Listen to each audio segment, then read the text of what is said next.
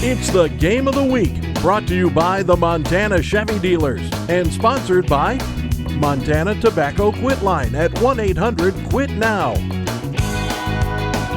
Northwestern Energy, First Interstate Bank, Pepsi,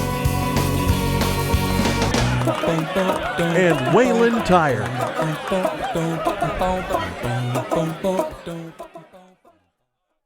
It's the Game of the Week in Dillon as a 23rd ranked team in the nation. The Bulldogs of Montana Western hosts MSU Northern. Rocky Erickson alongside Phil Willett. A very special day for Montana Western. Not only is it homecoming, but it's also Hall of Fame Saturday. And the Bulldogs will host the Lights. The Bulldogs are playing very good football, Phil. 2-1 on the year. Yeah, they came in with high hopes on the season, and they haven't disappointed. They felt like they should have won out in LeGrand against Eastern Oregon, against the conference favorite. Slipped up there, but went out to Dickinson, got a huge win over 11th-ranked Dickinson State. A big second half for the Bulldogs, and they're riding in high with a lot of confidence. Fourth game of the season for the Bulldogs. First time they're going to play a team not nationally ranked or listed in the national poll. And the biggest news in the Frontier, their new defensive coordinator at MSU Northern, Mike Van Diest, while a head coach at Carroll, won 6 national championships. Yeah, he surprised everyone, I think, when that announcement came out. And what a hire for Coach Andrew Rowland and the Lights to get an experience, maybe arguably the best coach in NAI history with all those national titles. One thing we know about Mike Van Diest's teams, they always play hard. He's going to have that defense playing hard till the last whistle of the game. And they're going to play discipline. That's what he's known for, and that's what he needs to bring to the Lights. It's been 7 years since MSU Northern has won a road conference game. A lot of parity in the league this season. Anything can happen, Phil. Oh, absolutely right. The league's so good top to bottom. You mentioned it's been a while for Northern to get a road win. You don't want to be the one that they slip up against, but the wind's going to help Northern. It's blowing 30 miles an hour plus here. Western does have a running game this year, the first time in a while that we've been able to talk about a strong Western running game led by Reese Neville and Colton McPhee. I expect to see a lot of those two today, a lot of using that veteran offensive line for the Bulldogs. It's the Game of the Week. The 23rd ranked team in the nation, the University of Montana Western Bulldogs, up against the Lights of MSU Northern. It's Chevy Truck Month, and it's time to add the perfect accessories to your new Chevy. Make it bolder. Make it work harder. Make it your own. Find new possibilities. Find new roads. Get great offers from GM Financial and $1,750 cash allowance on Silverado 1500 Crew Cab pickups. Plus, now during Truck Month, get a $1,000 accessory allowance towards the purchase of eligible accessories. See your Montana Chevy dealers. I've been dipping snuff for well over 30 years. I could wake up in the morning and have a weird lump in my gums. Guess it's like playing Russian roulette, really. I would love grandchildren. And if by quitting it extends my life some, I would gladly lay it down. Visit quitnowmontana.com and quit your way.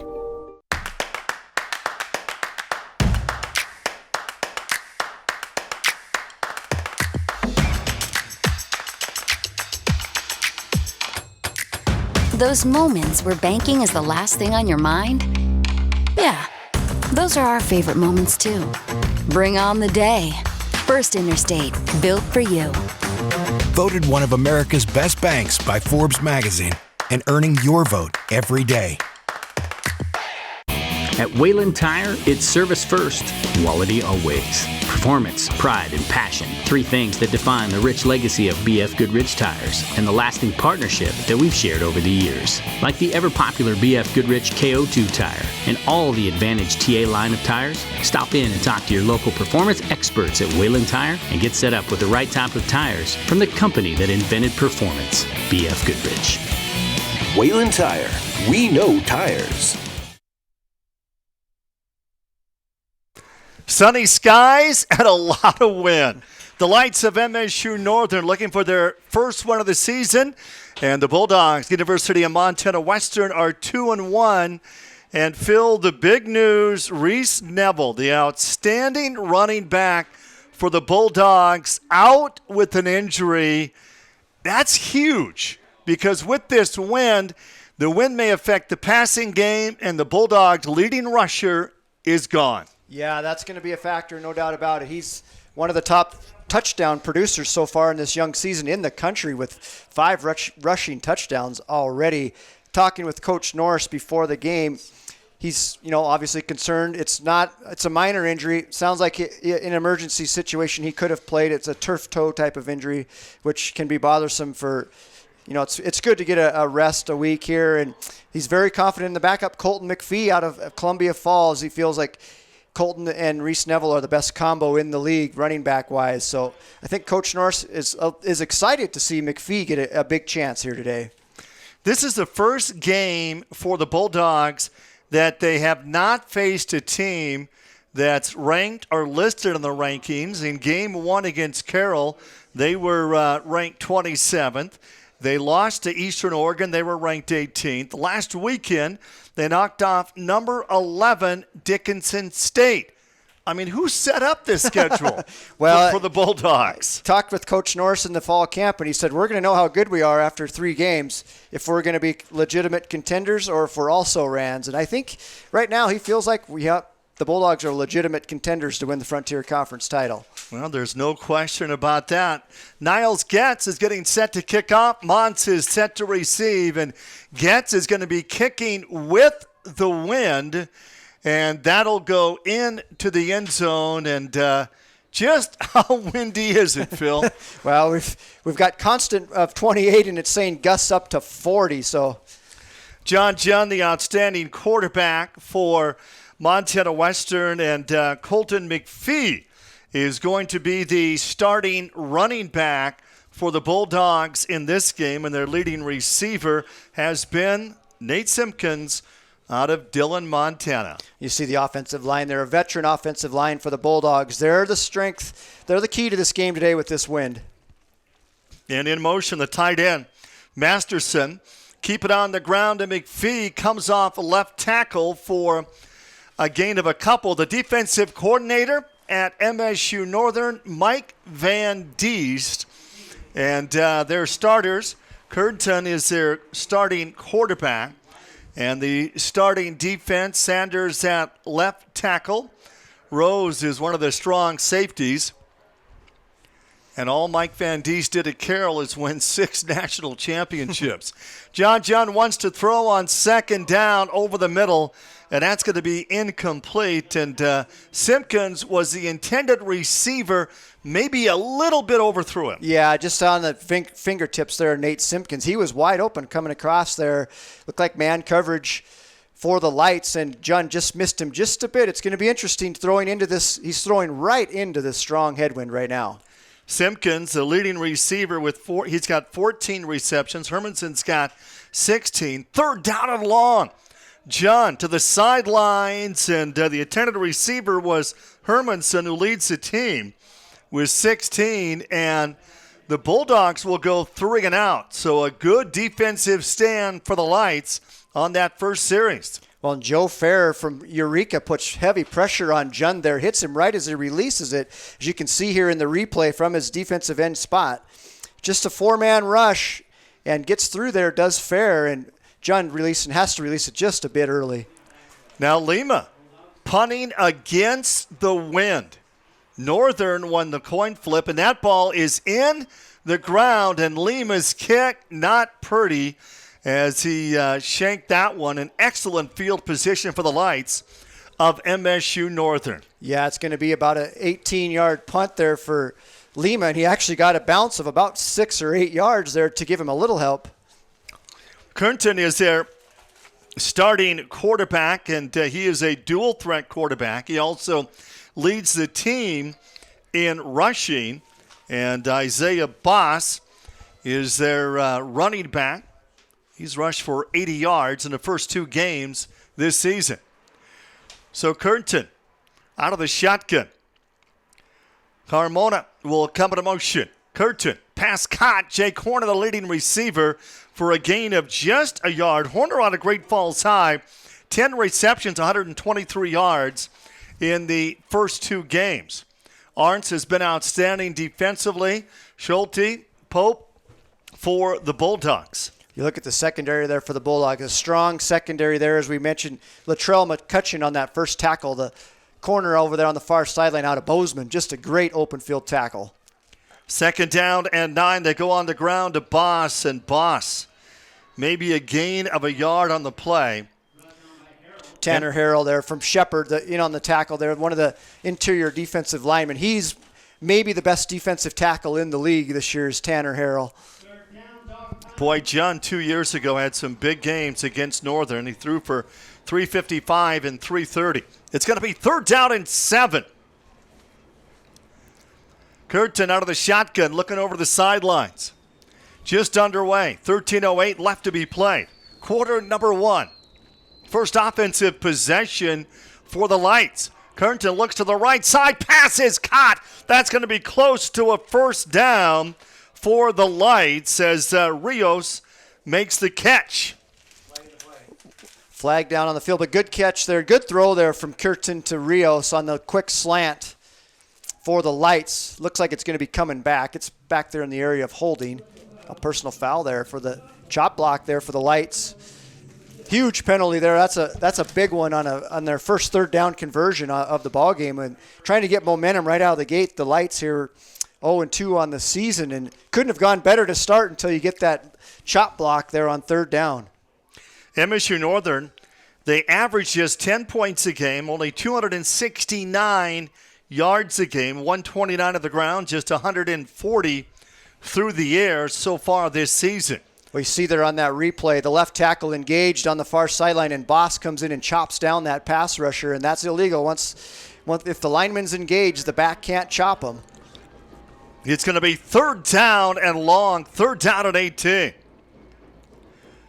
Curtin's going to roll to the right side. Pressure. And that pass has got to be caught. Is he in bounds? It's Jake Horner again with his 2nd catch of the afternoon. 3 yards short of the 1st down marker. But, Phil, hey, you're 0-2. You're up against a nationally ranked team. You're on the 38-yard line. Why not go for it on 4th down? No doubt about it, they're going to go for it. I wouldn't be shocked to see them go for it 5 or 6 times today if they get the opportunity. Just, like you said, nothing to lose right now for the Lights. Big play, 4th down and 3 for the Lights of MSU Northern here in quarter number 1. They want to throw on 4th down. Over the middle, pass is caught, and move the change. And that is going to be Williams, Marvin Williams out of Washington. Just his 2nd catch this season, and a nice first possession for MSU Northern. Well, Curtin looks sharp here this first quarter for the Lights. Had the play called back on 3rd down, but he's been accurate on all his throws here in this early going. You can see here on the replay, just to sit down in the zone there for Marvin Williams, finds the bubble in that soft zone. Very soft defense on 4th and 3 there for the Bulldogs. Curtin's 3 for 3. He wants to throw on 1st down. Scrambles, throws outward of the end zone, incomplete. And Horner was the intended receiver. Overthrew him just a bit. Well, and probably a good thing that he did overthrow him because Dylan Pope was sitting right in position there on Horner on that deep post route. Boy, you got to wonder, Phil, how much of an effect this wind has on the passing game. Yeah, and sometimes it's harder to throw with the wind. If you're throwing spirals into the wind, it's sometimes easier just because with the wind, it can really float on you. And like that one there from Curtin, just way over the head of Horner. Rios makes the catch. The line of scrimmage, and Rios dives forward for a gain of just a couple on that play. And an injured MSU Northern player is down at the line. How about this stat, Phil? 7 wins, 44 losses. That's the win-loss record for Dickinson State against Frontier Conference teams since 2000. What a great program at Dickinson State. Against every other team, they've won 67% of their games, 155 and 81. But Montana Western won last week up against number 11 Dickinson State, 42-30. Dickinson State just 7 wins, 44 losses against the Frontier. Postseason 0-8 during that time. And that's why they say the Frontier Conference is the SEC of NAIA football. Well, absolutely. And people forget that Dickinson State was in the Frontier 5 or 6, maybe 8 years ago now. 2012 and 2013, they went 1-19 in conference play. They beat Northern the one year. So yeah, they've won that conference out there a lot. But this is the strongest conference, top to bottom, in the nation. No doubt about it. They should have a rule where, Mr. Paulson needs to talk to the ranking committee, the playoff committee. We need at least 2 or 3 teams absolutely in the playoffs every year, not one. Some of those conferences that are weaker shouldn't automatically get a bid, in my opinion, into the 16-team tournament. It's going to be 3rd down and 7 for the Lights. They went for it on 4th down moments ago and kept their drive alive, their opening drive. It's homecoming and Hall of Fame day here at Montana Western. 11:14 left to be played. This is quarter number 1. 4 wide receivers set to go out on 3rd and long. Boss will get the call on the ground, and Boss goes nowhere, and he's going to lose a yard on that play. Arts, his 18th tackle on the season.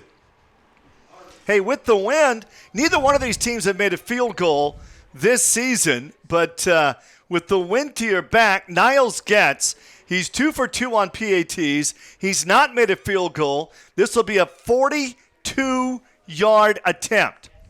Well, we're going to say a 41-yard field goal attempt with the wind. Snap back, the hold is down, and that is going to be wide right. Yeah, and not close, really. And short, honestly. That wind, look at the dust is just blowing across the field there. We'll be back with more right after this.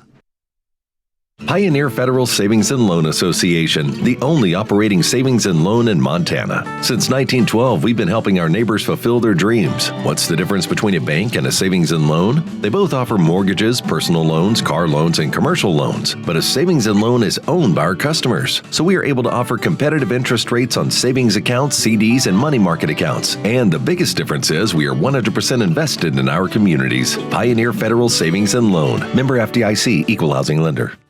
At Montana Western, our flexible schedule and focus on learning through experience are just right for your world today. Experience 1, where you take one course at a time for 18 days and then move on to your next course, is designed to work for you, whether you plan to come to campus, want to stay close to home, or if you need to earn your degree while working or raising a family. And Montana Western is the most affordable university in Montana. Experience the difference, only at University of Montana Western. Since before the birth of America, the Army National Guard has stood ready to answer the call to defend and protect the nation. Army National Guard soldiers share in an enduring commitment to serve their state in times of crisis and defend their nation in times of conflict. The men and women of the Army National Guard serve part-time in their own communities and have a stake in its continued security. To learn all about the benefits of becoming a soldier in the Army National Guard, visit nationalguard.com. The date was September 28, 2013. Last time the Lights beat Montana Western, Northern won 33-21 in Dillon. Second offensive opportunity for the Bulldogs. They'll be working against the wind. The Lights miss a 41-yard field goal attempt to get on the scoreboard first. John Junn is your quarterback. McPhee goes in motion. McPhee with a nice carry, and McPhee goes for 8 yards. Well, good job there with Colton McPhee being patient in the hole there. Good job of finding the seam, getting upfield north and south, chewing up yardage. McPhee rushed for 10 yards against Carroll, had 32 against Eastern Oregon, 35 against Dickinson State. He comes into this game with 77 yards on the season, averaging 3.3 yards a carry, second down, less than a yard. Junn will throw on second and short, and John is going to be sacked, and a loss of a couple on the play, and Joe Fair in on the sack. Well, that's a coverage sack there. Good job in the secondary for Northern, and Coach Norris did talk about the secondary of Northern is the strength of this defense, the two safeties there deep. Everyone blanketed. John Jund had a lot of time, just couldn't find anybody. 3rd down and 3. The Bulldogs looking for their first down. They tried to get it on the ground. McPhee gets the job done, a 7-yard gain out to the 40-yard line. Now, the last time these two teams played, Western did not have a spring season. So in 2019, in 2 wins for the Bulldogs over the Lights, quarterback John Jund threw for a combined 685 yards and 9 touchdowns. I don't think he was throwing in 40-mile-an-hour winds in either one of those. Yeah, he's absolutely, he's destroyed a lot of teams through the air. Jund's had a phenomenal career, but has really feasted on the Light secondary in his career. McPhee's going to try the right side, and McPhee goes for about a yard on that play. Off the bottom of the pile there for the Lights, number 55. That's Justin Pfeiffer out of Cutbank, 285-pounder. Plugging up the middle there. Pfeiffer's not very tall and weighs 285. He is a hard man to move up front. It's going to be 2nd down and long. 2nd down and 8 for the 42-yard line. Play action. Jund's got a receiver open. Jund flushed out of the pocket. He'll run, and he gets out of a bounce after a gain of about 3 on the play. He rushed for 365 yards in 2019. Well, only a one-man route. You can see here in the replay, if we can see the secondary, only one man, a drag route there, and he got knocked over, and then one man deep, and so there was nowhere for John Jund to go. Hermanson deep for the Bulldogs was the only one out in a route as Trey Mounts got knocked down and going on the crossing route. 3rd down and 4. 3 yards short of midfield. McPhee gets hit at the line, and McPhee is going down. It's going to be a loss of a yard. Joe Hadley, he came in with 13 tackles in 2 games, made the stop, and another good defensive stop for the Lights. Mike Van Diest, their defensive coordinator, his group is getting the job done here in the first quarter. The Lights doing a nice job up front defensively, handling so far, for the most part, this veteran Bulldog offensive line, which has been touted as one of the best in the league. But the Light D-line has so far stood strong. Lima against the wind. He got that punt off well. And Horner unable to pick it up. The Bulldogs recover. Horner tried to pick it up on one bounce, unable to do so. Excellent field position for the Bulldogs. The 23rd ranked team in the nation. They'll start their 3rd drive of the afternoon on the 20-yard line. Who broke that up? On the replay there, Horner signaled for fair catch, then tried to catch it on the bounce and just got hit there. I couldn't tell if that was number 28 possibly for the Bulldogs, who's Cameron Rouser, which wouldn't be a bit of a surprise at all. Cameron Rouser, a big play defender for the Bulldogs, game in and game out, and that's a huge turn of events here in this first quarter. The drive starts on the 20-yard line for the Bulldogs. We're midway through the first, no score. Montana Western, homecoming and Hall of Fame game up against the Lights of MSU Northern. The Lights trying to pick up their first conference road win since 2014. 3 wide receivers set to go out. Lights showing blitz, low snap. John looking left, airs it out. It's bobbled. Is it a touchdown? Yes, it is. Well, Nate Simpkins, are you kidding me? When we see this replay, watch this catch. Wow. I think he pulled it right off the back of the Light defender there. That was unbelievable. That ball got caught up in the wind. That was literally, you can see here on the replay, John Jund is throwing right into the teeth of this southwest wind to Nate Simpkins. Simpkins on the corner route, has his defender beat, but you look at on the replay, just goes right over the top and makes an outstanding catch. Good coverage there. Number 4 for the Lights. That was Sheely out of Georgia.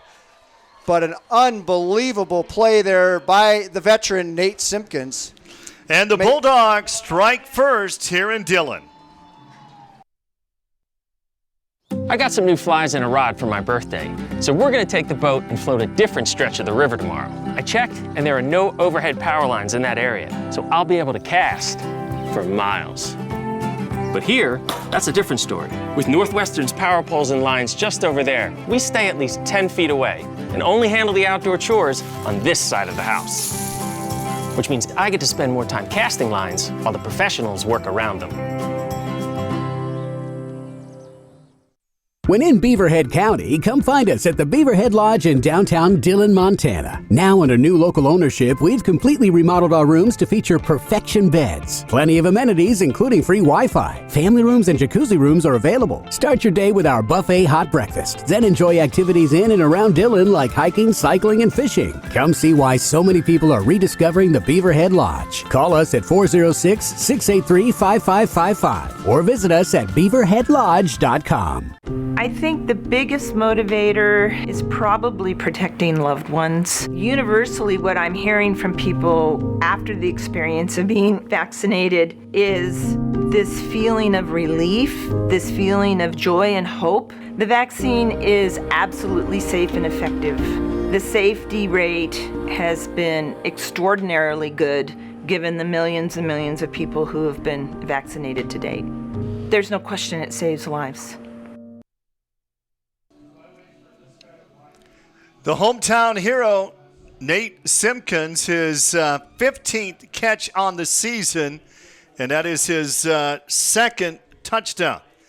And Damian Bentley has to hold the football on the tee so it does not get blown over.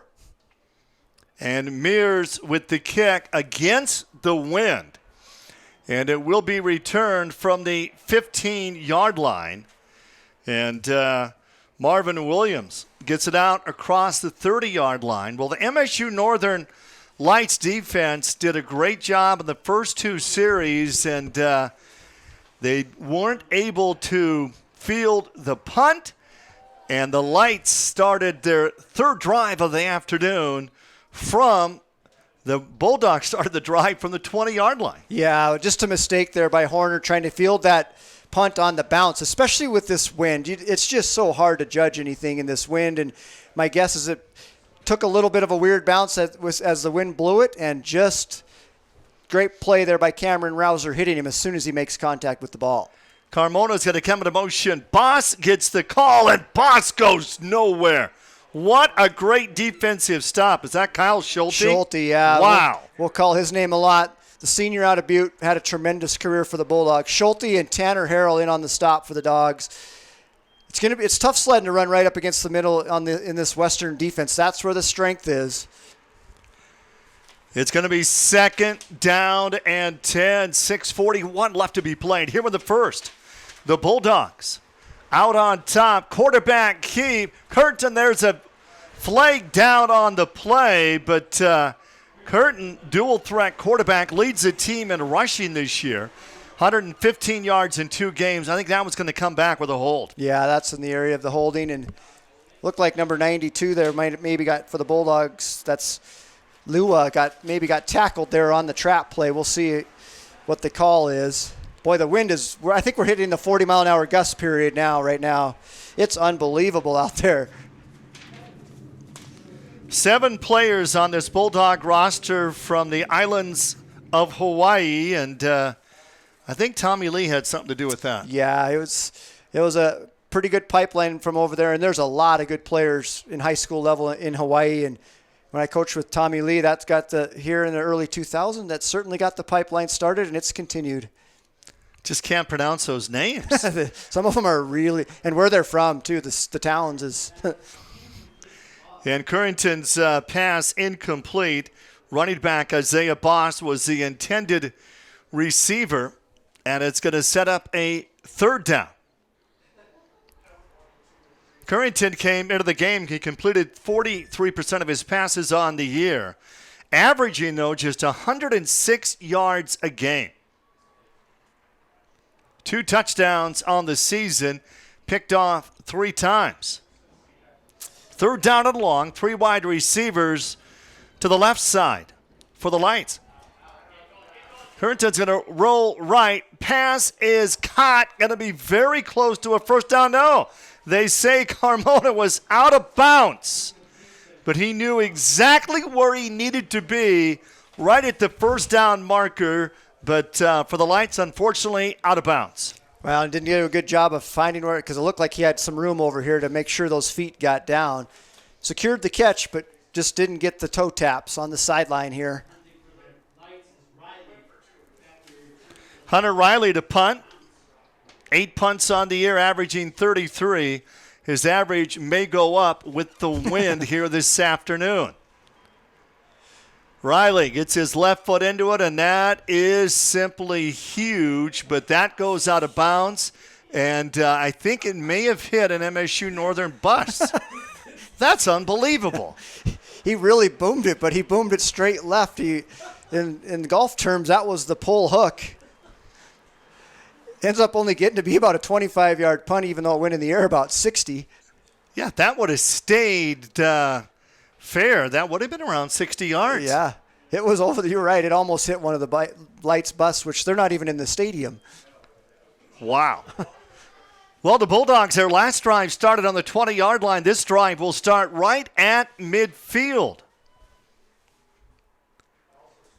John Junn out of the shotgun. 5 wide receivers are set to go out here. John airs it out left side, incomplete, and the intended receiver was Stentman. He's got 7 catches for 182 yards on the season. Well, that one had some mustard on it. Did John Junn's pass there. Stentman just couldn't quite corral. That was a good throw there in the zone for Junn. It's going to be 2nd down and 10. And Junn, 1 for 4 on the afternoon. They're going to keep it on the ground. McPhee gets hit right off the line. McPhee's going down after just a short gain. Medina on the tackle for the Lights. That'll be I believe that was Cooney, number 41, getting his first action of the day. The senior out of Butte, Montana, Sean Cooney. It's going to be 3rd down and 7. 3 wide receivers left side for John Junn. Low snap. Junn over the middle, incomplete. Tipped away there at the last moment by number 22, Blake Lean from Lambert, Montana. Looked like that receiver was open, but Lean just reached out there and batted it away. Lambert's not that far from Vida, Montana, where I grew up, where I went to a 3-room grade school, Phil. You know where Vida is? I know where Lambert is, so I guess it's out there. Between Wolf Point and Circle. Western North Dakota. Large metropolis. Similar, Savage is in that neck of the woods as well. How far are you from Savage? I was a graduation speaker at Savage last year. That's over by Sydney. How about Dylan playing Sydney in Billings at Lockwood's new high school last night? We're going to take a break. The Bulldogs of Montana Western out on top, 7-0. Here at the University of Montana Western, we've created a minor for outdoor guide and wildlife enterprise management. I'm super passionate about hunting because I grew up doing it my whole life. I would jokingly tell people all the time that I'm going to hunt and fish for the rest of my life and get paid for it. I think outfitters would feel more comfortable hiring guides who have that degree behind them. Experience 1 is where you take one course for 18 days and then you take a short break before your next course. Montana. We're proud to say it's where we live and where we work. We're so much more than pretty scenery. We are all hardworking, resilient, and resourceful. The vibe is different here. Stockman Bank, Montana's brand of banking. When in Beaverhead County, come find us at the Beaverhead Lodge in downtown Dillon, Montana. Now under new local ownership, we've completely remodeled our rooms to feature perfection beds. Plenty of amenities, including free Wi-Fi. Family rooms and jacuzzi rooms are available. Start your day with our buffet hot breakfast. Then enjoy activities in and around Dillon like hiking, cycling, and fishing. Come see why so many people are rediscovering the Beaverhead Lodge. Call us at 406-683-5555 or visit us at beaverheadlodge.com. The Lights of MSU Northern back with the football. First down and 10. 5:12 left to be played here in the first. Curtin, the pass is caught, and that's going to be Marvin Williams, and gain on the play of 6 yards. Well, nice pitch and catch there. Just a quick 5-yard speed out there for Marvin Williams. Latrell McCutcheon playing way off, giving him 8 to 10-yard cushion there. Easy pitch and catch. And Kernton is 5 of 6 through the air in this game. It's going to be second down and 4. Curtin's going to air it out over the middle, and that is deflected. The intended receiver was Carmona, the tight end. Curtin's lucky that wasn't a Joe Casado touchdown going the other way, because he would have waltzed into the end zone here. You see on the replay, Casado steps right into this inside little slant route, trying to find just a little seam route there. Actually trying to find the number 3 guy there, number 6 for the Lights. That is Carmona. It's going to be third down. Third down and 4 for MSU Northern. And the wind picks up again.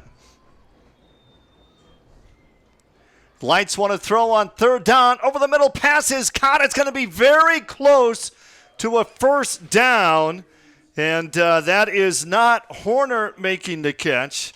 And that's going to be Vong Pachung, Dylan Vong Pachung out of Fresno with the catch. Just a little choice route there for Vong Pachung. He's reading the linebacker. If the linebacker stays outside, he curls up inside of him just like he did there on that quick little slant route. Nice, easy pitch and catch for a third down conversion. Against that Western defense, the Lights have not had a lot of success on the ground. They're going to try it again. Vaughn Pachung, with his first carry, gets a gain of a couple.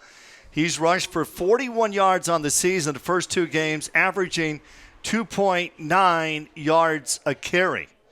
Well, and he's a little running back. They list him at 170. That might be with all of his football gear on. He does not look very big back there, especially next to Curtin, who's 215. Curtin looks like the running back. I had a football coach tell me once that, of course, we weigh them in their uniform. They play in their uniform. Second down and 6. Vaughn Pachung in motion. That's going to be the ball was stripped. And the Bulldogs have the football. Reese Arntz comes up with it. How did that ball get free? I think he maybe just dropped it. Let's see if we get a replay here on what happened there for Curtin. I don't know if it got tipped or if he just literally dropped it, trying to get rid of it. We'll see on the replay. Yeah, he just dropped it. Well, the ball, his hand was moving forward. Can you say it was an incomplete pass? Well, I think it looked like that quick replay there, it fell out on his way back. And the Bulldogs' drive will start on the 25-yard line. Another miscue on the part of MSU Northern. First down and 10 for the 23rd-ranked team in the nation. The Montana Western Bulldogs on homecoming day. John, play action. Pass mounts, and that's going to be a face mask. And you're going to add 15 to the gain of 7 for Trey Mounts. And another mistake on the part of the Lights. Yeah, I think every official threw the flag there except maybe the white hat. There's 4 or 5 flags. That one, I think anybody who knows anything about football could have probably called that one there. That was all face mask on the tackle. Luckily, that didn't injure Trey Mounts. It's going to be first and goal at the 9-yard line. The Bulldogs out on top 7-1. 7-0. They're 2-1 on the season. Their first 3 opponents were all listed in the NAIA national rankings. Tight end will come into motion. Matterson. John Juns out of the shotgun. And back in the game is McPhee. McPhee around the left side, just short of the end zone. McPhee brought down at about the 1-yard line. Hunter Riley on the tackle. Sure looked like McPhee was going to score there. Tried to get to the pylon. I think maybe he cuts it back against the grain and he walks into the end zone. Good open field tackle there by Hunter Riley. Riley had 8 tackles in game 1 against the College of Idaho. Same play. McPhee left side. McPhee's going to walk in on a 3-yard touchdown run for Colton McPhee, and the Bulldogs have scored again here in the first. Third touchdown on the season for Colton McPhee, getting to be the focus of the offense today with Reese Neville watching from the sidelines. And so far, Colton McPhee's looked strong here in this first quarter. And Mears is on for the PAT. He was injured in game 1 against Carroll. Lima, the punter, was the place kicker in that game. Snap back, hold down, kick is up, and the kick is good. 14-0. The Montana Western Bulldogs are out on top, and here's that short touchdown run for McPhee. Well, we're seeing the extra point here. The run was just an off-tackle run there for McPhee, and a good job sealing the edge from the front 5 for the Bulldogs. And then the receivers, to their credit, blocking well on the perimeter, allows that an easy touchdown for Colton McPhee. First 2 games this season, the Lights, there's McPhee on the run. Yep, untouched. Trey Mounts doing an excellent job on the perimeter, blocking into the end zone, allowing that to be, like you said, an untouched touchdown there for McPhee. Now, about 30 yards for McPhee on the game so far in this first quarter with the touchdown. Coming up on the first Interstate Bank halftime, a visit with Lindsay Woolley. 2019, the Montana Western women won a national championship. He's the head women's coach. And then we'll visit with Joe Morstein. It's Hall of Fame Saturday, and his teams in 1961 and 62 went into the Montana Western Hall of Fame. They didn't lose those 2 years. Short kickoff against the wind, and Williams from the 12-yard line. And the Lights offense on the field, they've been able to move the football, but, a few miscues, and it's been very, very costly. Yeah, that's what happens there when you're, a struggling program right now as the Lights are. You get a little bit of momentum going, and then you just shoot yourself in the foot. Like to welcome our network affiliates for today's game. SWX in Billings, Bozeman, Butte, Great Falls, Helena, Kalispell, Missoula, Spokane, Coeur d'Alene, Yakima, and the Tri-Cities. And all across America on For the Fans. We're happy to have you enjoying this game. Curtin wants to throw, then he decides to run. He's going to go down. He's going to be tackled for a loss on the play of about 3 yards. Tanner Harrell in again, wreaking havoc for the Bulldogs, but that was a mistake by Curtin on the rollout there. He had a man open in the flats and just didn't pull the trigger. And then Tanner Harrell makes him pay with the sack. Tanner Harrell, 6'1", 270, sophomore out of Shepherd, Montana. 2nd down and 14. Under 2 minutes left to be played. Here in the first. Pass is caught, and a gain on the play of only 5 yards, and Rios makes the catch. Braden Smith, the sophomore, big linebacker out of Whitehall. Neighboring town here is Braden Smith, and he's going to have an excellent career. Bulldog coaches are very high on Braden Smith. It's going to be 3rd down and 9. Curtin looks over to the sidelines for the play call. Von Puchung is the running back. Curtin looking left all the way. Flushed out of the pocket. And Curtin's got to run, and Curtin gets across the 30. And he picks up about 5 yards, but he's going to be 3 yards short of the first down. Another big defensive stop for Montana Western. Yeah, I thought Curtin was going to get the first down there when he took off running, but excellent closing speed there on the second level for the Bulldogs. And I thought we might see him actually go for it here on 4th and 2. We've talked about how many times we might see them take a chance on 4th down, but maybe just a little bit too far in their own territory. There's a flag on the far side of the field.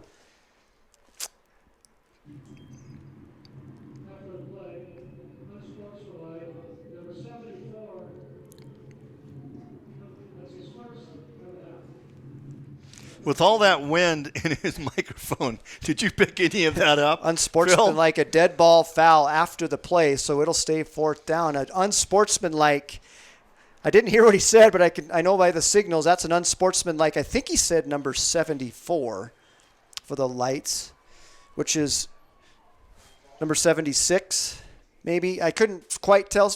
One of the offensive linemen, unsportsmanlike, which, again, another huge mistake for the Lights here in this ballgame. But they're going to punt with the win for Hunter Riley. And his second punt, if it wouldn't have hit the bus, it'd have been good for about 60. And Hunter Riley's going to fake it on 4th and 20, and he fumbled the football picked up by the Lights. I think he fumbled the football on purpose. Dylan Wampler, it picked it up. 4th down and 20. He was on the 3-yard line. That was a fake all the way, right? Yeah, it sure looked like it. I can't tell if he bobbles the snap. No. He's clean. Yeah, he's running it. And then he tries to punt it late after he's getting tackled. Unbelievable. Faking it from inside your own 20 at 4th, and it's not like it's 4th and 2. 4th and almost 20 yards to go. The Bulldogs have scored their 2 touchdowns on drives that started on the 20 and the 25-yard line. And their drive here will start on the 24-yard line of the Lights. That's unbelievable. You call a fake punt in that position of the field. True definition of you have nothing to lose, I guess. Especially with the wind. He could have set an NAIA record with the longest punt in history. 1st down and 10. McPhee comes off right tackle. McPhee picks up about 4 yards on the play. He's going to go over 100 yards today, no question. Yeah, I think we're going to see a lot of him. They're going to work him. It's a good test for Colton McPhee to see if he can carry the load. Reese Neville, this will be his last year as a Bulldog, and McPhee will be the guy next year. So this is his opportunity to make his name known. Neville out with an injury. He went for 167 yards against Carroll in game number 1. 2nd and long. John takes a big hit. Pass is incomplete, but Joe Fair caught him big time. Fair's been in the backfield a lot here in this first quarter. He's had a nice first 15 minutes of play.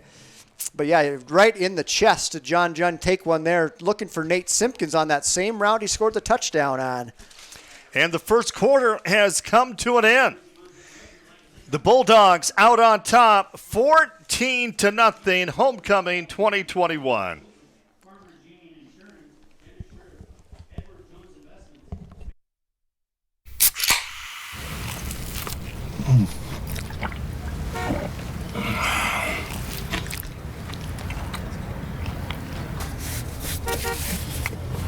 Sandwiches, better with Pepsi. At Wayland Tire, it's service first, quality always. So stop in today and let us find the right set of Michelin tires for you. If you value longevity, check out the Michelin Defender family, Michelin's longest lasting family of tires on the road. Whether you drive a car, minivan, SUV, or truck, you'll be able to do more for more miles. Come visit our team of experts at Wayland Tire so we can match you with the right tire for the way you drive. Wayland Tire. We know tires.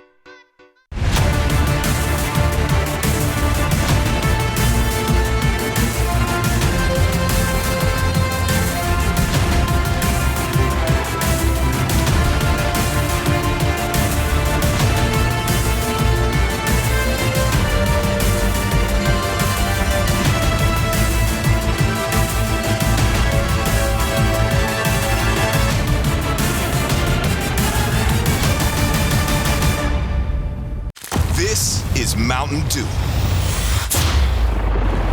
A rush of crisp and refreshing flavor. delivering a bold citrus kick. Do-do-do.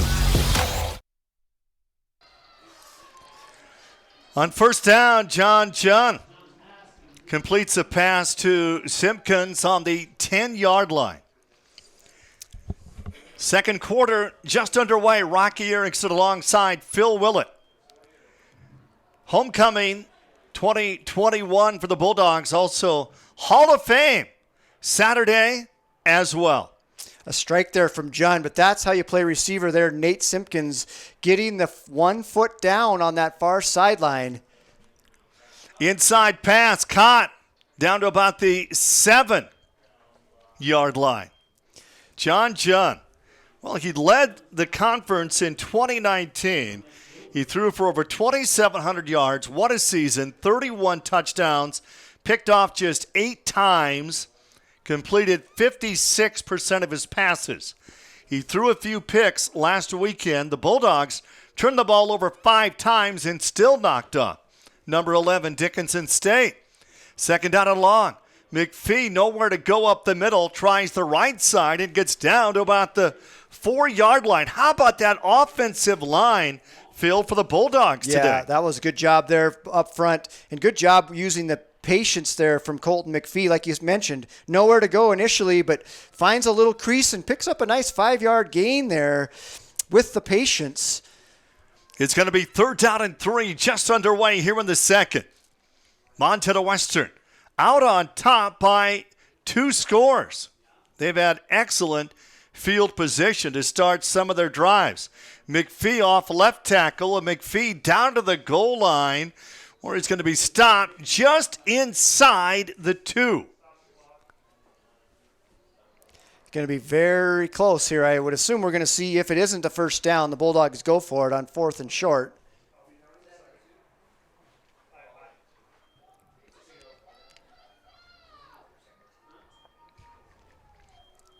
$13:20 left to be played in the first half.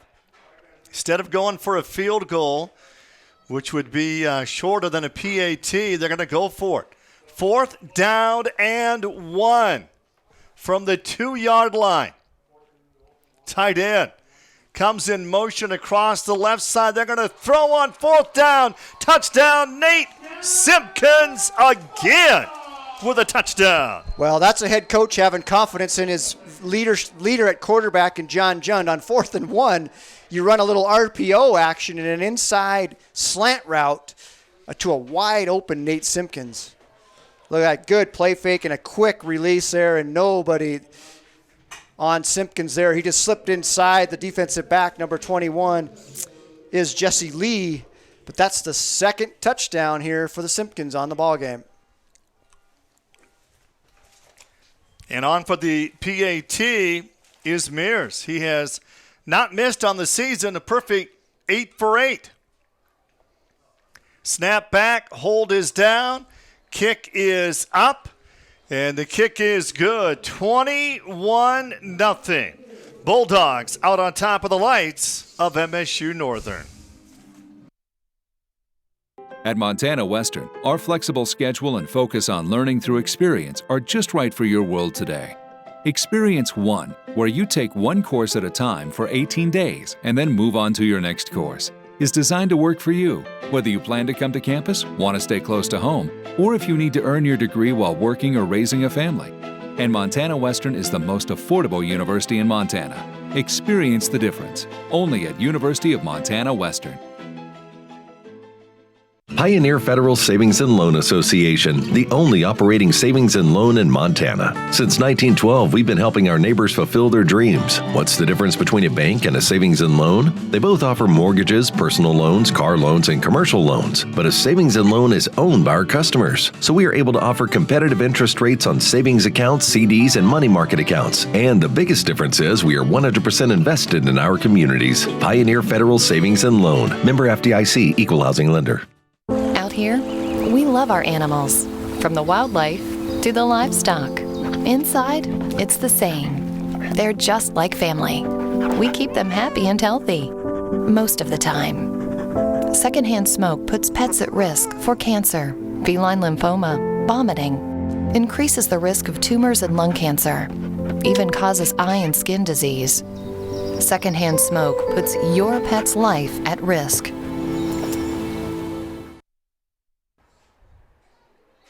Joe the Toe Morstein will be our guest at halftime. He's been inducted into the Hall of Fame as an individual and now today as a team, as the 61-62 Bulldog team went in. In 1960, Joe Morstein led the nation in punting. Averaged 45.7 yards a kick. He didn't just lead the NAIA. He led all of college football in punting.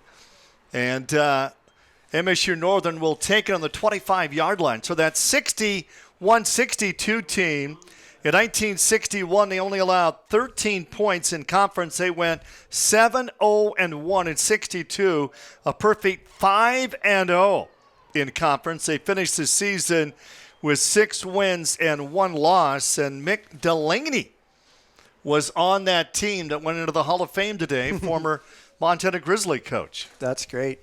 Yeah, that's congratulations to them. Amongst the Hall of Fame inductees today, that's the only team that went in today. There was 4 individuals and then the team. That was great. Rios makes the catch.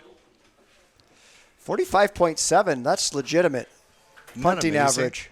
Joe was telling me he had the opportunity to play in the pros, but back in those days, that was not a full-time position. Sure. Those players back then had side jobs to make a living. And Joe was married with a child and said that was not for me. End around. Vong Pachun near the 30-yard line for a short gain. Long third down play coming up for the Lights of MSU Northern. They average just 10 points a game on the season. This was a team, though, that was competitive in the spring. I mean, the game that the late Bruce Parker and I did on April 3rd, their first game in their new stadium, they lost to Rocky 24-21, a game they could have won. They only gave up 26 points to College of Idaho. They only gave up 21 to Eastern Oregon. It's going to be 3rd down and 6.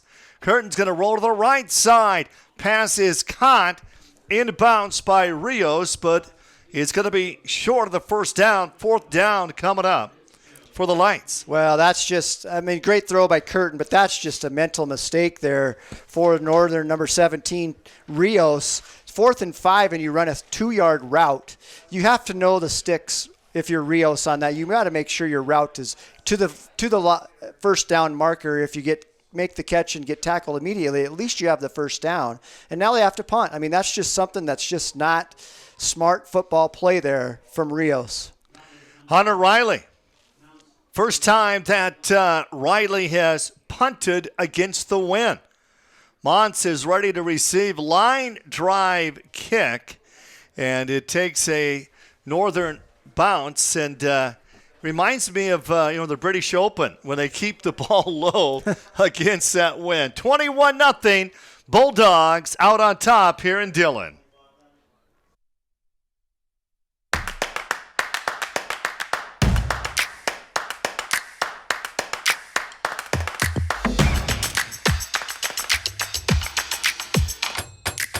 Those moments where banking is the last thing on your mind?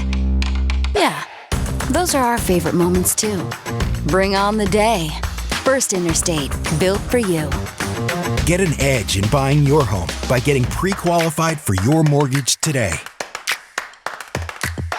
I got home from work early, walked in the front door, and immediately felt like I got smacked in the face with a rotten egg. I've smelled a natural gas leak before, so I went right back outside and called Northwestern Energy. They came over immediately. Turns out one of the burners on the stove wasn't turned off all the way, and fumes were filling the room. It's a good thing they add that rotten egg smell to natural gas. Otherwise, I wouldn't have known. It's a full-time job keeping these two safe, but with Northwestern Energy's help, it's a little easier. I've been dipping snuff for well over 30 years. I could wake up in the morning and have a weird lump in my gums. Guess it's like playing Russian roulette, really. I would love grandchildren. And if by quitting it extends my life some, I would gladly lay it down. Visit quitnowmontana.com and quit your way. Matt Jorgensen in at wide receiver. It's going to be 3rd down and 7 for John John.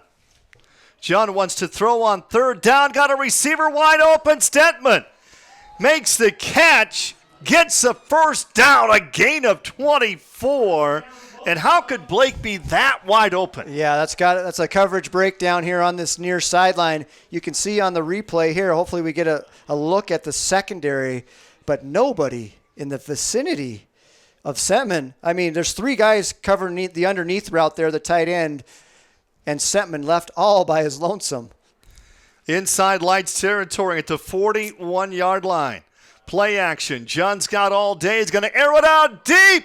The catch is made inside the 10-yard line, out of bounds. Is that Hermanson? I think I can't tell the number on the far sideline there. It's either 84 or 86, I believe. 85. Isaiah Thomas, freshman out of Blackfoot, Idaho. Yep, good call by the officials. Thomas, yep, we can see it there on the replay. That is Isaiah Thomas, feet out of bounds. A lot of new players getting some playing time here early. And on the carry is going to be Cooney, Sean Cooney, 5'8", 200-pound senior. Yeah, we're going to see a lot of players in the red and black today, I think. Get some younger guys, some good quality game minutes here in this ball game, up 21-0 to start this second quarter. It's going to be 3rd down and 5 for the 36-yard line for the Bulldogs. Montana Western ranked 23rd in the nation this week, 2-1 on the year. And John not going to get sacked. John's going to run. John's got a 1st down, gets hit late, and I do not see a flag out at about the 27-yard line. But the Bulldogs have done so well at home. They were 5-0 in 2019, 4-1 in 2018, 1-0 this season. So Montana Western 10-1 here at Vigilante Stadium over the last 3 years. If they keep winning, they're not going to want to build that new stadium, Phil. Yeah, they've got it going here in Dillon for sure as home games. And you got to win some on the road if you want to win this Frontier Conference title, and that's what they got to focus on. John completes a pass. Great stop by Cooley-Davis. Damari Cooley-Davis out of San Francisco with a big stop for the Lights. That was Isaiah Thomas on the far sideline. Good catch by Thomas because he took a big hit there from Cool-Davis on the far side, but picked up 5, maybe 6 on 1st down. I've had to add 4 new receivers to my stat sheet that had not caught a pass all year. They're going to keep it on the ground and out near the 20-yard line. A gain on the play of just a couple for the Bulldogs. And Wampler on the tackle. He had 21 tackles in the first 2 games this season. Another 3rd down play coming up for the Bulldogs. It's going to be 3rd down and 4 for the 20-yard line. Neither one of these 2 teams have made a field goal yet this season. 7.5 left to be played. First half, Montana Western leading 21-0. Low snap. John got a receiver open in the end zone, and the pass is dropped. The pass is dropped, and that's Colton McPhee, the running back. But they also had wide open in the end zone. It was Thomas or Masterson on the other side. Yeah, guys open everywhere. McPhee wants that one back. John couldn't have put that one in a better place than he did on that. A little wheel route out of the backfield for McPhee, which puts him isolated on a linebacker, and that's a matchup he should win, which he did, just didn't haul in the catch. Well, instead of going for a 38-yard field goal attempt, the Bulldogs are going to go for it. It's going to be 4th down and 4. 3 wide receivers left side for John. John's going to roll to the left side. John's going to throw on the run. Pass is caught. Move the chains. 1st down, Nate Simpkins again. Surprise, surprise. Guess who he goes to on 4th down? The reliable Nate Simpkins, and another strike from John Jun. You watch the designed rollout here to the left, and watch Jun do a nice job. He gets his shoulders rotated, and he fires a bullet. But look at Simpkins just do a great job getting both feet down on that far sideline. It's going to be first and goal, 9-yard line. Simpkins with 2 receiving touchdowns in the first half already. Fake the handoff to McPhee. John Jun flushed out of the pocket, throws late into the end zone. Is it a touchdown? Yes. 9-yard touchdown. Guess who? And Phil, who made the catch? Yeah, guess who? Mr. Simpkins. And you want to talk about toe tapping in the back of the end zone. We've talked about him on the sideline twice now.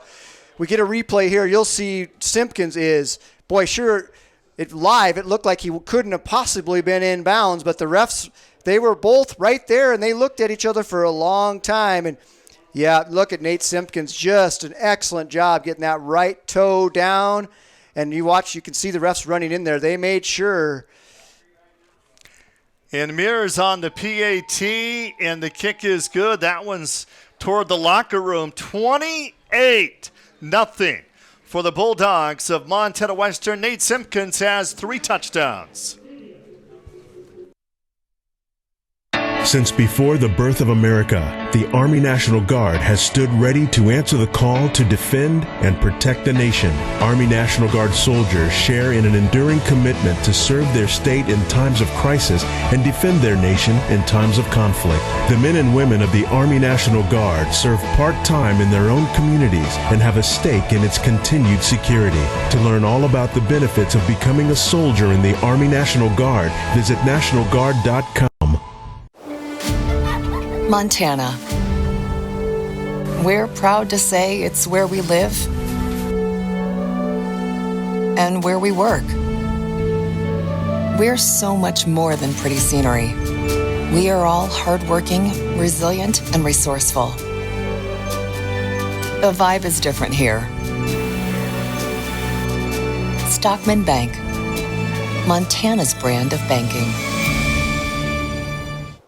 When in Beaverhead County, come find us at the Beaverhead Lodge in downtown Dillon, Montana. Now under new local ownership, we've completely remodeled our rooms to feature perfection beds. Plenty of amenities, including free Wi-Fi. Family rooms and jacuzzi rooms are available. Start your day with our buffet hot breakfast. Then enjoy activities in and around Dillon like hiking, cycling, and fishing. Come see why so many people are rediscovering the Beaverhead Lodge. Call us at 406-683-5555 or visit us at beaverheadlodge.com.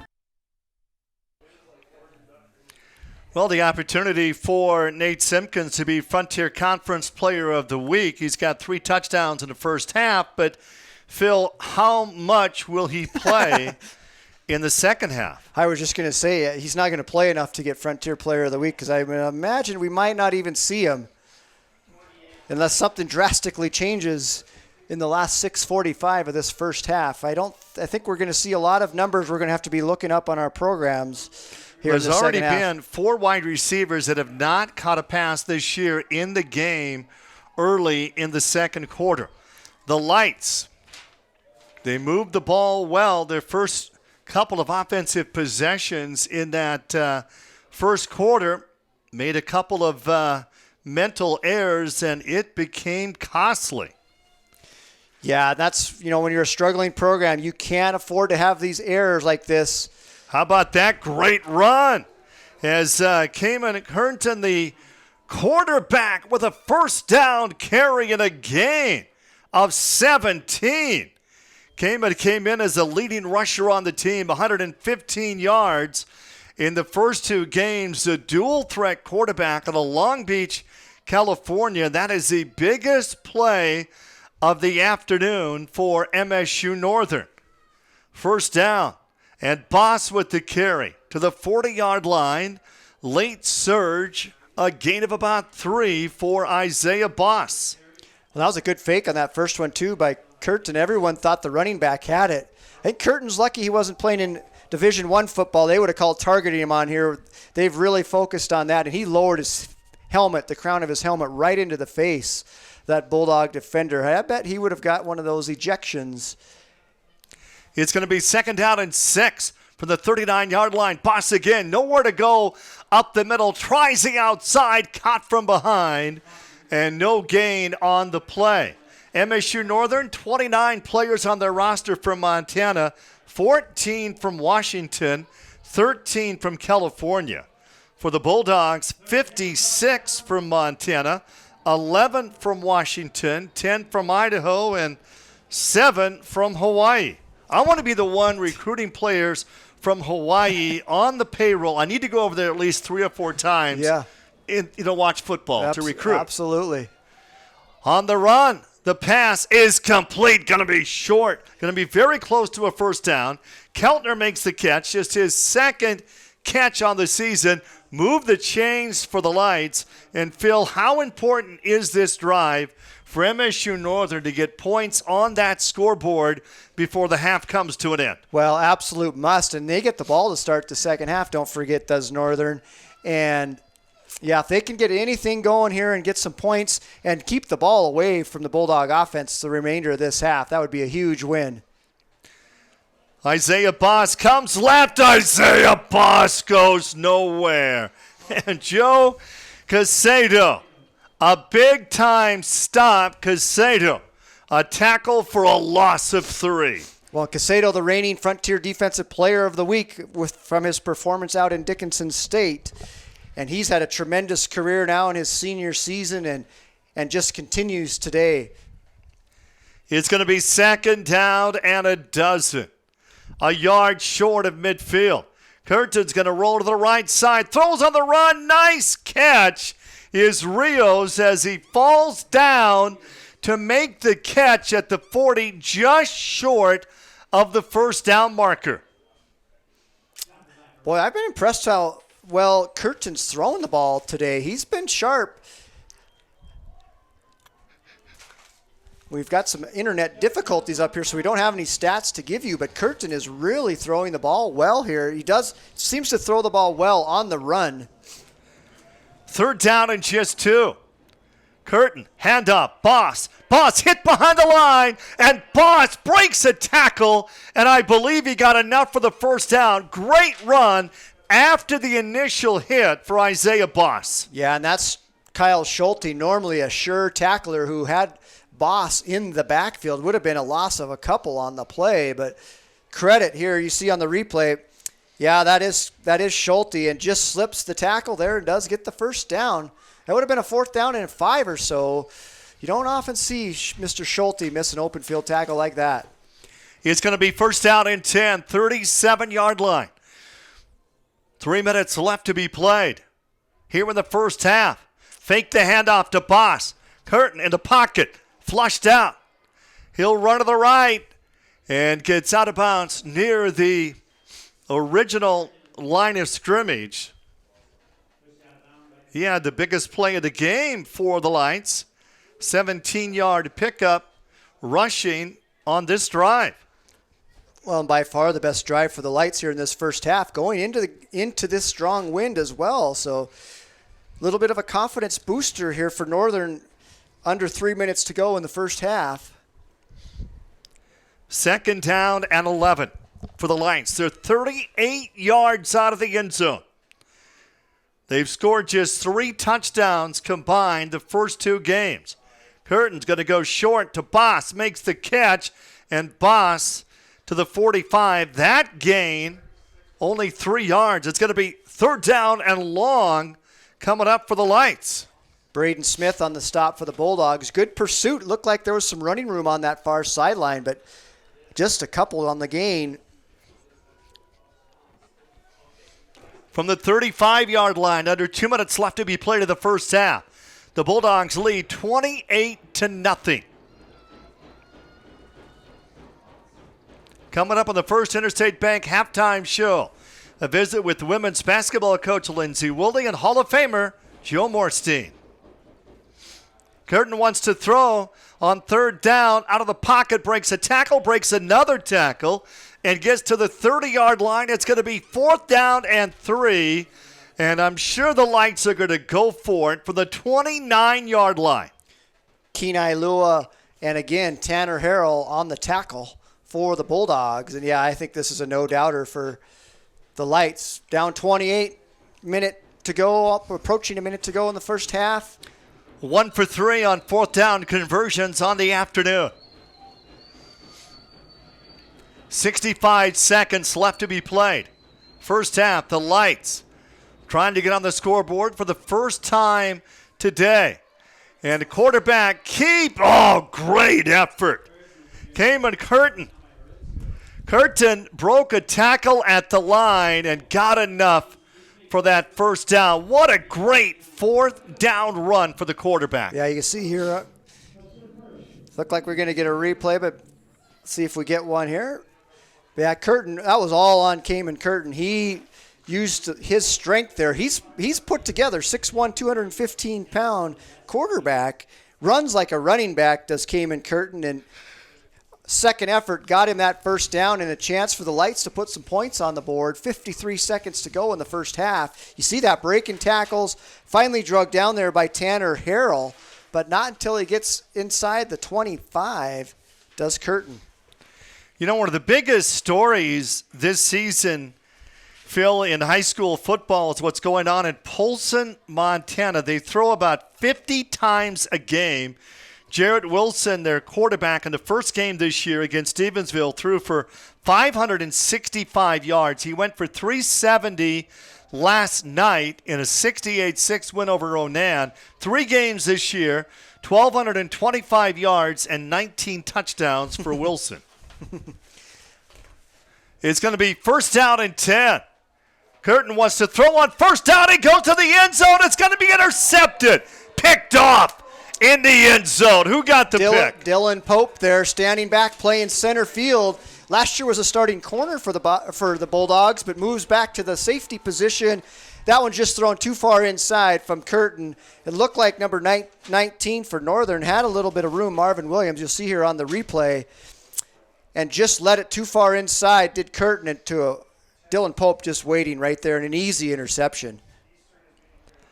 Pope makes the catch, gets the pick, and MSU Northern will get it back with 45 seconds left to be played. So Joe Morstein and the 61-62 Bulldogs inducted into the Hall of Fame, making their way onto the field for a ceremony at halftime.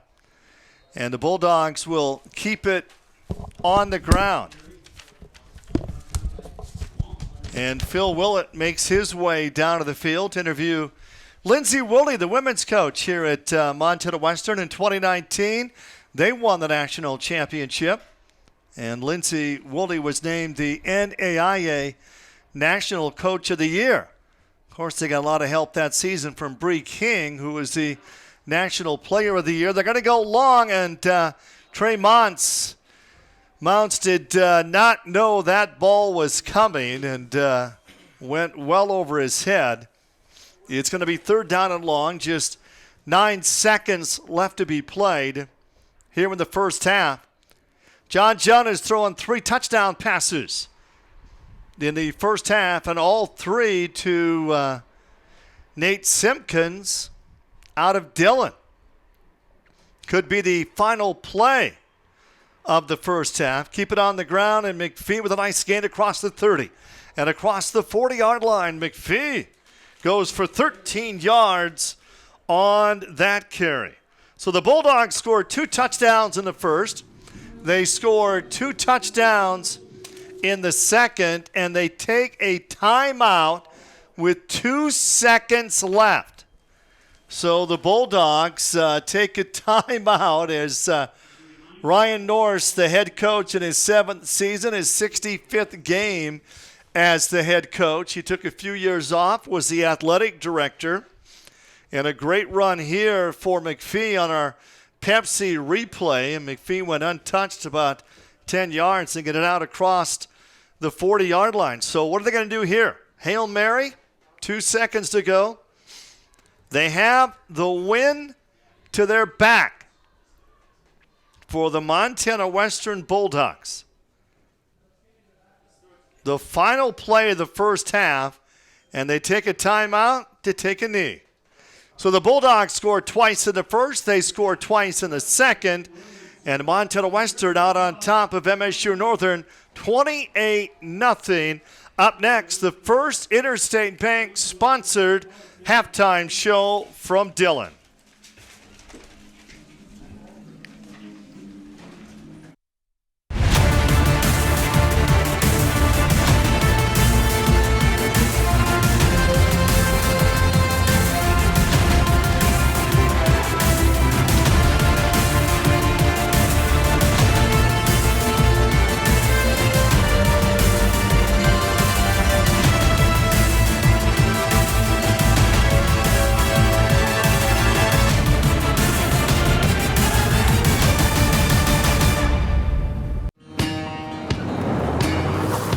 It's Chevy Truck Month, and it's time to add the perfect accessories to your new Chevy.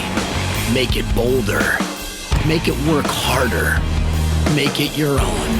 Find new possibilities. Find new roads. Get great offers from GM Financial and $1,750 cash allowance on Silverado 1500 Crew Cab pickups. Plus, now during Truck Month, get a $1,000 accessory allowance towards the purchase of eligible accessories. See your Montana Chevy dealers. I'm really glad we decided to put carbon monoxide detectors throughout the whole house. I just can't imagine what would have happened if we didn't. Come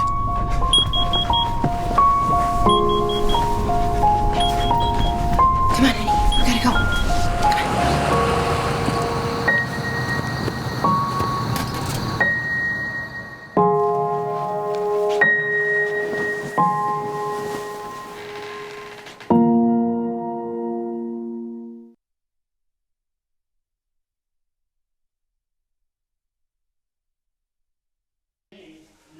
Well, excellent field position for the Bulldogs of Montana Western. Their first score, their drive started on the 20-yard line as Northern was unable to field the punt, and that resulted in a 20-yard touchdown pass, John Junn to Nate Simpkins. And the next scoring opportunity, they started their drive on the Lights' 25-yard line as Colton McPhee went in for a 3-yard touchdown pass.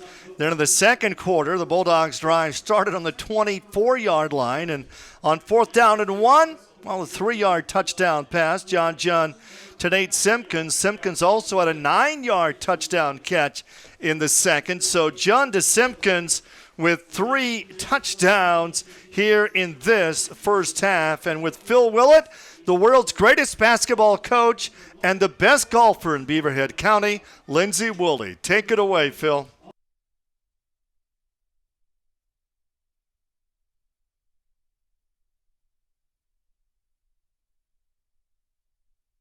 Time here is head coach of the women's basketball team here at Montana Western, Mr. Lindsey Woolley, 2019 national championship, and wow, what a run that was in 2019. And here we are 2 years later already, getting ready for the 2021 season. And coach, let's talk a little bit about your team coming back this year. I know you lost Paige Holmes from the 2020 season, but the only senior on the squad last year. But a veteran squad coming back with a lot of players with a lot of playing time. Yeah, for sure. We were fortunate enough to have a number of kids that were, freshmen, sophomores on the roster play a lot of minutes last year. So losing Paige will hurt. Anytime you lose the 2-time Defensive Player of the Year in the league, it's, sets a little bit different tone for you on the defensive end. But we're excited about our newcomers, and then to be able to bring back 4 starters and our top 3 kids off the bench is always exciting. Yeah, so talk about the returners. We know Brindley Fitzgerald, obviously out of Dillon, one of the leading scorers in the league last year, and some key contributors, like you mentioned, 4 starters. Talk a little bit about those returners and kind of what their roles are as on the Lady Bulldogs. Yeah, for us, Sydney Sheridan and Shani Mack set the tone for us defensively on the perimeter. Brindley's a kid that just can score in such a variety of different ways and has gotten better and better defensively as she's gotten more comfortable. And then Mesa King's a kid that's going to, next year will be a super senior, which takes advantage of her COVID year and be here for her 6th year. Just a real solid rebounder, defender, knows our system, outstanding leader, and definitely somebody that all the young kids can kind of look to. So those were kind of our other 4 starters. And then, just a variety. We had a number of kids off the bench last year that had good moments, whether it was Lily or Natalie or Jaden Winslow at the end of the year had some good moments. So, like I said, we're excited about, bringing back no seniors, but still being able to have a lot of kids with a lot of experience. And have some good newcomers coming in this year. And Lily's high school teammate, I'm sorry, I don't know how to pronounce her first name, but you can talk a little bit about her. I know at Box Elder they had a tremendous run there. Yeah, they had a ton of success with Joel Malmberg and Lily and their team for 3, 4, 5 years. They were right at the top of Class C, and so to be able to add Joel Nell, she'll bring some offensive firepower right away. She's a kid that can really stretch it on the offensive end, and high IQ kid, knows how to play, and so we're excited that she'll be able to make an impact for us. Well, that's good, and as we all know that watch the Frontier Conference, from top to bottom, it's one of the toughest leagues in the country, and this year will be no different. Talk a little bit about the Frontier and how it's going to shape up in the 21-22 season, and who do you project to be, the teams to beat? Yeah, I think, Carroll and Great Falls, probably, you look at them at the top, they have basically their entire rosters back. I'm not sure either one of them lost a kid, from what I've heard, and so they'll be good, and Rocky will be improved, Northern's going to be improved, and Tech is another team that brought everybody back, so it'll be balanced, it'll be a dogfight like it always is. Yeah, as we all know, every game in the conference season is a grind, and there's no off nights, and it makes your team better. When you made that run in 2019 into the NAI tournament, I think the grind of the Frontier Conference helped prepare you for that 6 games in 7 days or whatever it is you have to do to win the national tournament, and that's certainly something that prepares you guys for postseason play.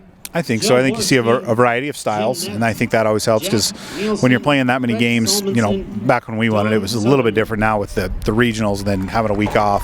But when you're playing a lot of games in a short amount of time, you got to be able to compare teams to teams that you've seen stylistically and game plan similarly and those types of things. So we've got 6 teams in our league, and they're all just a little bit different, and they don't play the same way. And I think that always helps you when you get to postseason time.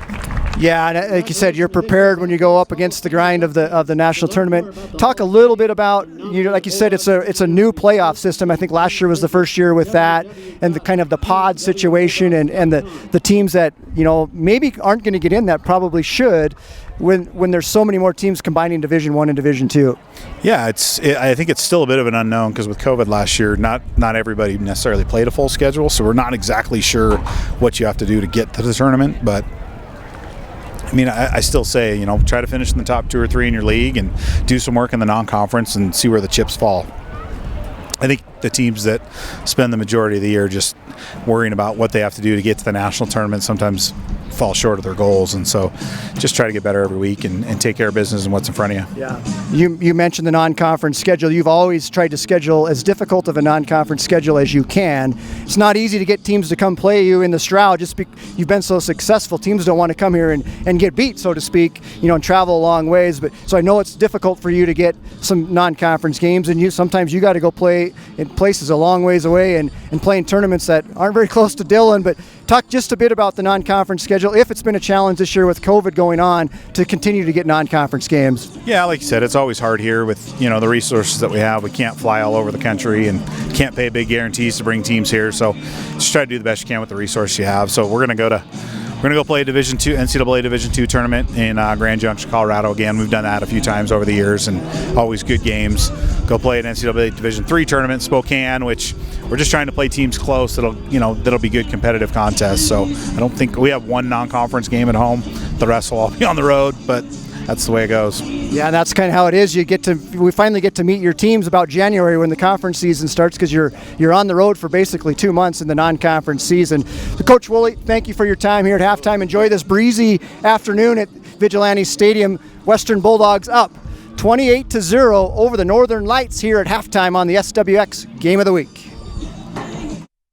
I graduated the University of Montana Western with a bachelor's in business administration as well as a bachelor's in natural horsemanship. And we are the only school that has a natural horsemanship program in the United States. I came out here to University of Montana Western to go to school for the Experience One program. The student comes and takes a course for 18 days, 3 hours a day. And then they move on to their next course. This is exactly where I wanted to go because it was the most hands-on while also earning my college education. Montana.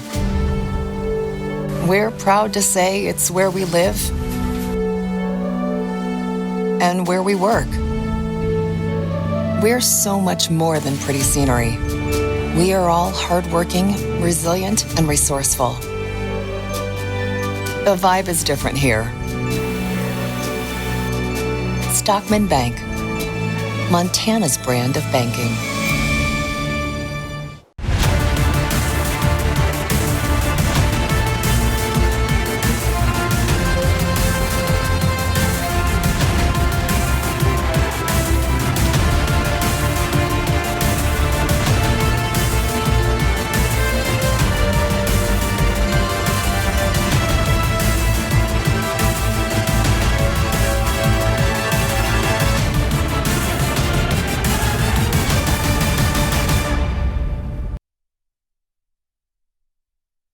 It's not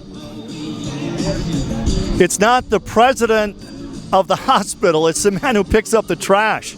His name is Joe Morstein.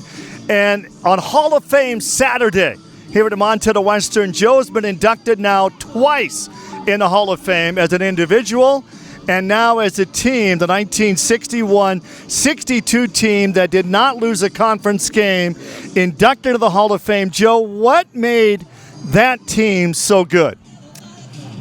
Well, I'm not really sure. We had some people who could do a lot of good things. We had young quarterbacks that could throw the ball and run the ball, and we were just, from the time I came here to college, we just sort of elevated our performances.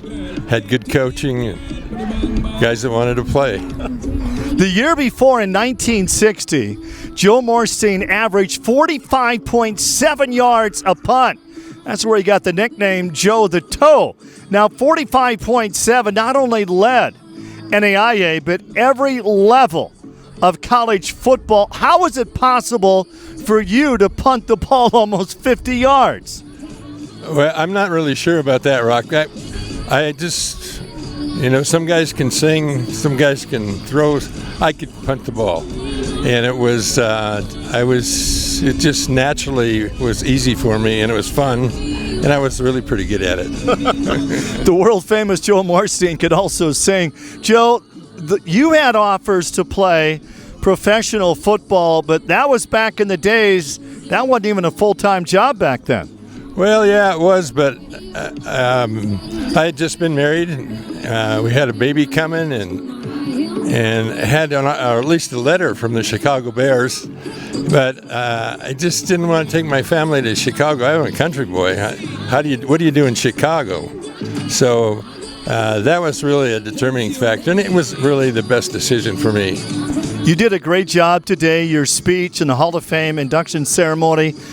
What does Montana Western mean to Joe Morstein? It's like your best girlfriend that's always faithful. And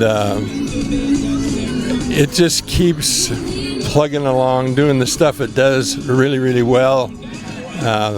Kids have an opportunity that kids that maybe otherwise couldn't do college because of the costs, and Western is a place they can come, and a lot of scholarships are given, a lot of support from alumni, etc. It's just a wonderful place to be. Homecoming 2021, it's also Hall of Fame Saturday here at Montana Western, and Joe Morstein inducted into the Hall of Fame not once, but twice. This is the First Interstate Bank halftime show. The Bulldogs out in front of the lights of MSU Northern, 28-0. This is Mountain Dew. A rush of crisp and refreshing flavor. Delivering a bold citrus kick. Do the do.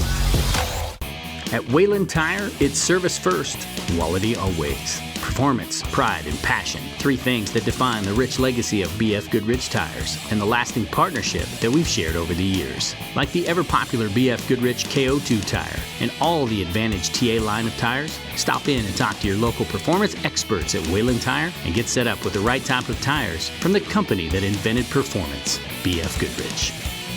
Wayland Tire, We know tires. It's Chevy Truck Month, and it's time to add the perfect accessories to your new Chevy. Make it bolder. Make it work harder. Make it your own. Find new possibilities. Find new roads. Get great offers from GM Financial and $1,750 cash allowance on Silverado 1500 Crew Cab pickups. Plus, now during Truck Month, get a $1,000 accessory allowance towards the purchase of eligible accessories.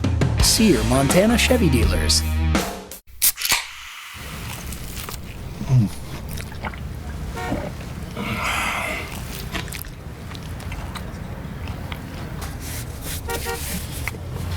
Sandwiches, better with Pepsi. And welcome back. Halftime here at this Vigilante Stadium on the SWX game of the week. Montana Western Bulldogs lead it over the visiting Montana State Northern Lights 28-0.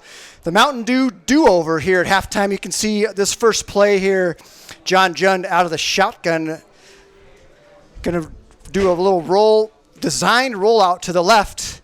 This is a 4th down and 5, and he finds Simpkins on the far sideline. Simpkins does a great job getting the feet down and converting the first down. Next play here, again, out of the traditional shotgun, we see the Bulldogs out of pretty much 100% of the time. Play action fake there to McPhee. Flushed out of the pocket there is Jund and sets his feet, fires the back of the end zone again to Nate Simpkins with the toe tap in the back of the end zone. What a catch by Simpkins. He had 5 catches in that first half, 54 yards, found the end zone 3 times. Yeah, he's done it. They've just been a good connection for several years. This next play in the Mountain Dew do-over, Kierton, quarterback for the Lights, hands off, keeps it there. Actually, this is their biggest play of the first half there was Kierton, and lowers the boom on Dylan Pope. But a big gain there. I think 17, 18 yards on that carry was by far the best play for Northern that first half. Kierton, 35 yards rushing in the first half. The running backs combined for just 10 yards rushing. Here's Kierton again out of the shotgun, rolling to his right.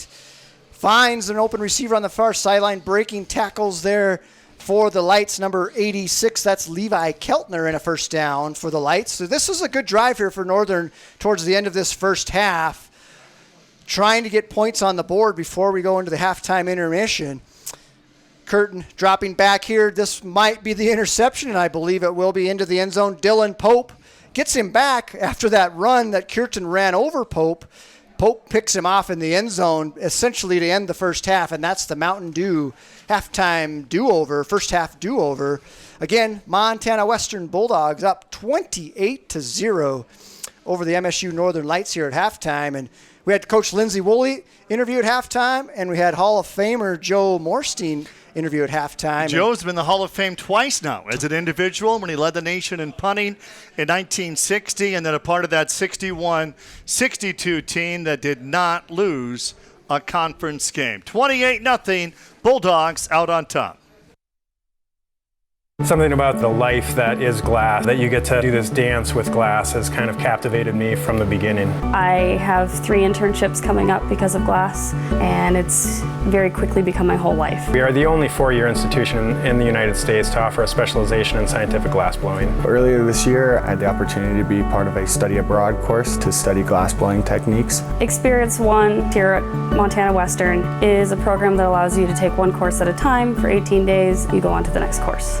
Pioneer Federal Savings and Loan Association, the only operating savings and loan in Montana. Since 1912, we've been helping our neighbors fulfill their dreams. What's the difference between a bank and a savings and loan? They both offer mortgages, personal loans, car loans, and commercial loans. But a savings and loan is owned by our customers. So we are able to offer competitive interest rates on savings accounts, CDs, and money market accounts. And the biggest difference is we are 100% invested in our communities. Pioneer Federal Savings and Loan. Member FDIC, Equal Housing Lender.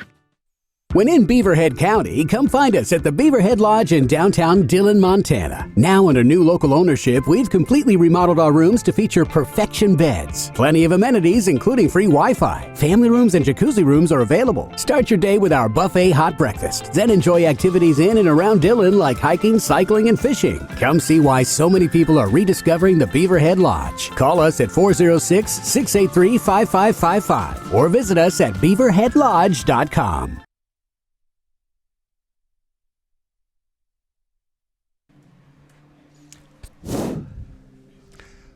And we're back in Dillon. Rocky Erickson with Phil Willett.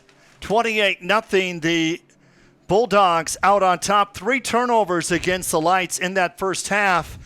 Very costly, Phil. But how about what took place last weekend when Montana Western played at number 11 Dickinson State? They gave up 30 points in the first half. They turned the ball over 5 times. But they came back to win 42-30. John threw for 331 yards and 4 touchdowns. And Trey Mounts, 13 receptions and 102 yards in that game. A great comeback. You know, let's go back to the end of the first half in this game. If the Lights could have scored on that last drive, they get the ball back. They scored again on their first drive to open the second half. We have a game. It'd be 28-14. Yeah, that was a huge drive at the end of that first half. To not come away with any points is certainly, even at least 3, but to throw an interception in the end zone and, like you said, they get the ball to start the second half. It would have been an ideal situation to basically get the 2 for 1, but they come away with no points. And now, like you said, down 4 touchdowns. Completely different first half from the Bulldogs last week when they turned it over, couldn't get out of their own way against Dickinson. And then the defense stepped up the second half, and the Bulldogs completely shut them out the second half, and no turnovers. And no turnovers for the Bulldogs this first half. I have to think, Coach Norris, that was a huge emphasis this week. They had 4 turnovers against Carroll in the first game of the year and won that game. 5 last week against Dickinson and won. So he's probably thinking, let's play a clean game turnover-wise, and let's see what we can actually do. The Bulldogs, this is the 39th game with MSU Northern. Western leads in the series 23-15. And Montana Western has won the last 10. The last time the Lights won was back on September 28, 2013 here in Dillon, 33-21. And with the win, MSU Northern from the 3-yard line and upended. Wow, who got that tackle? That was a great coverage there. I think that's can't tell it's coming off there. It looks like number 88 for the Bulldogs. That is Max Sitzman on the tackle. What a great job on kick coverage. Keeping him short of the 20-yard line. 16-yard return there for the Lights. Von Pachung on the return, and he was upended. Well, actually, should have been about the 16-yard. There they move it back from the 20 now to the 16, 17-yard line. So a 10 or 12-yard return, for the Lights. In that first half, Curtin with 13 of 18, 87 yards, an interception, and they keep it on the ground. Isaiah Boss with a nice first down run to the 24-yard line. That's going to be a gain of 7 for Boss. In that first half, he had 7 carries and just 4 yards. Yeah, by far his best run. His longest run was 3 yards in that first half and gets 7. There, maybe 8 on first down. Northern starts with the football, trying to snap a 43-game Frontier Conference losing streak. It's going to be second down and short, second down and 2. Boss again, first down and then some. And Boss out to the 34-yard line. So the Lights find a weakness in that Montana Western line here in the second half. Yeah, Boss, like you said, 4 yards rushing in the first half, has 15 to start this second half. Right up the middle on both instances where that's been the strength of the Western defense here in this football game. It's going to be second down and 10, third quarter underway, play action. Curtin's going to throw. Flake is down to the backfield, attended wide receiver Jake Horner, the team's leading receiver, but that may be a hold against the Lights. Yeah, that should have been a completion, although it's probably going to get called back. But that's a throw that Curtin's got to be able to make. Just a low throw. A personal foul on the Lights. Every time the white hat turns his microphone on, you can hear how windy it is here in Dillon today. Gust up over 40 miles an hour. It's been an interesting game for the kicking team, the punting team. It's affected the passing game. And, Phil, I noticed it affected you at halftime with your interview with Coach Woolley. Yeah, it's hard to get used to all this wind of. I should have had the mic in Coach Woolley's mouth probably so they could hear us, but yeah, that's. So how good of a golfer is he? He's pretty good. We're similar handicaps, about 4 or 5 handicaps. Yeah, he's a good golfer. It's going to be first down and 29. Curtin back at the 3-yard line, gets rid of it, incomplete. Great defensive pursuit on the part of the Bulldogs. Yeah, just throws it out of bounds there, does Curtin, and a wise decision, not making a mistake deep in your own territory. Live for another down. It's second down and dang near half the football field here for the Lights. You're a 4 handicap golfer. Do bankers not work? Well, I mean, that's impressive. You know the banker's hours. That's the story about the banker's hours, correct? Well, what about the basketball coach? And Coach Woolley was the club champion this year again at the golf course. So wow, he's the best one in Dillon this year for sure. Quarterback keep out across the 20 to the 25-yard line, and Curtin will pick up 9. He had a 17-yard run in that first half. It's still going to be third down and long coming up for the Lights. 13 minutes, 22 seconds left to be played in this third quarter as Montana Western ranked 23rd in the nation this week, trying to pick up their third win in 4 games. MSU Northern 0-2 on the season. It's going to be third down and 20. Curtin is out of the shotgun here. He wants to throw, goes over the middle, and that is going to be dropped. Oh, my. Almost intercepted by Cameron Rouser. Yeah, Cameron had a beat on that one. I think the receiver maybe tipped it just a bit. It looked like it was tipped at the line. Yeah, that was a danger zone there for the Lights on third and long, trying to get all of it back, which nothing really to lose for the Lights, and take shots here in the second half, down 28-0. Hunter Riley now punting against the wind. Trey Mounts to receive. Left-footed kicker gets it off, and the wind holds it up. Mounts calls for the fair catch, and for the first time in the second half, we'll see the offense for Montana Western Bulldogs on the field. Well, you saw how hard it was for Trey Mounts there to catch that football. You said the wind just held that thing up. It was a good punt there for the Lights, but difficult job fielding those.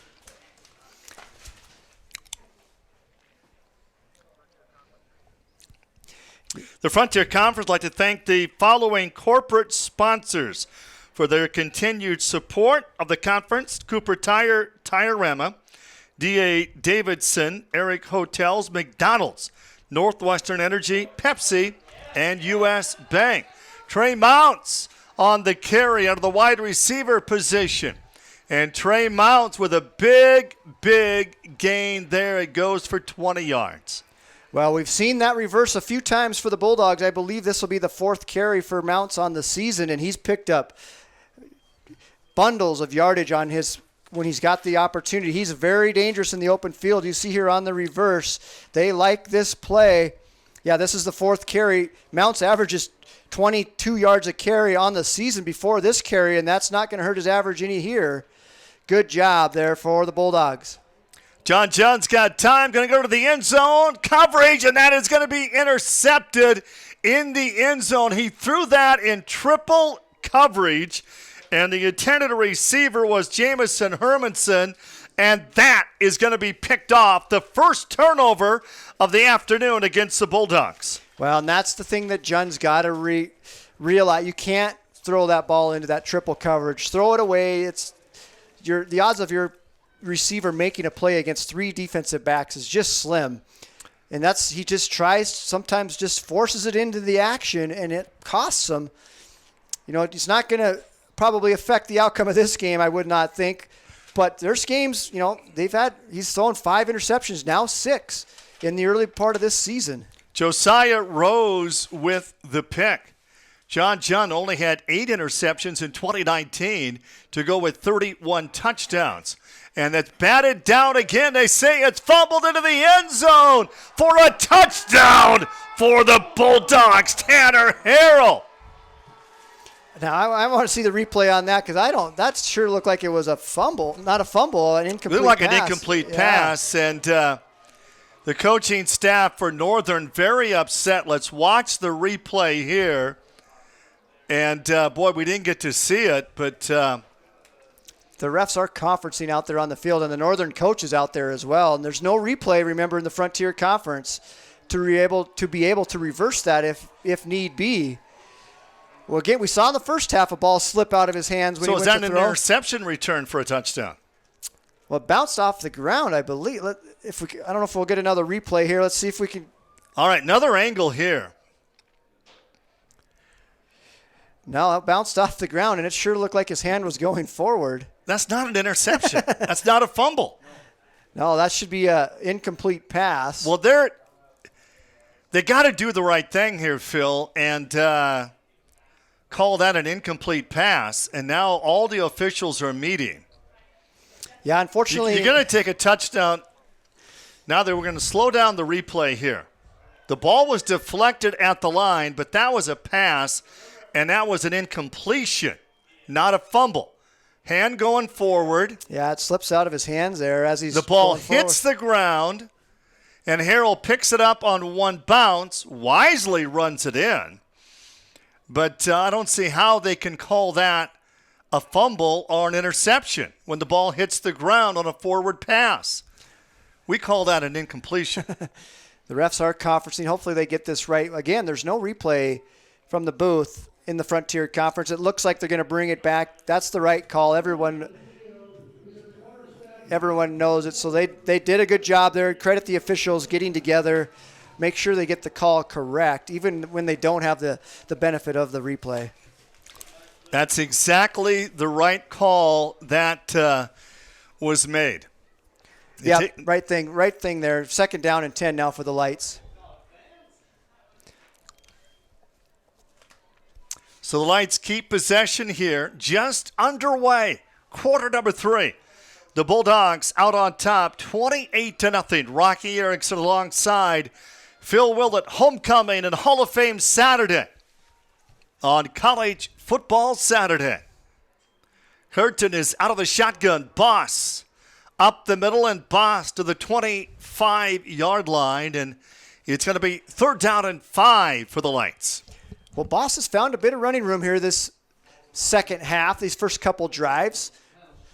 Only had 4 yards rushing at halftime. It's pushed him up about 20 yards here already in this second half. He's had a couple nice runs, so the Lights have maybe found a little bit of running room here in this second half. Cayman Curtin was 13 of 18, and flag is down. Contact was made, and both teams are pointing, but I think that's going to go against the Bulldogs. Offsides. Yeah, Schulte trying to time up the blitz there on the A-gap blitz from his middle linebacker position, and I think he made contact with the center. That'll be an automatic. That'll be a 1st down as well for the Lights to keep their drive alive. So in 2.5 games this season, the Lights have scored just 21 points, trying to find the end zone for the first time here this afternoon. And on the carry, Vaughn Pachung. And Vaughn Pachung gets across the 30, a short gain of just a couple. And the Bulldogs say they have it on a fumble. But it's going to be Lights football. That's Cameron Rouser coming out of the pile with the ball. And I think they're probably going to call forward progress was stopped. It's hard to tell if he did actually fumble it, but the progress was certainly stopped, and a good call by the referees. 2nd down and 8 for the Lights. 10.5 left to be played. This is quarter number 3 from Dillon. 4 are set to go out. Curtin's got time's going to air it out to the right side in double coverage, incomplete. Rios, it was the intended receiver.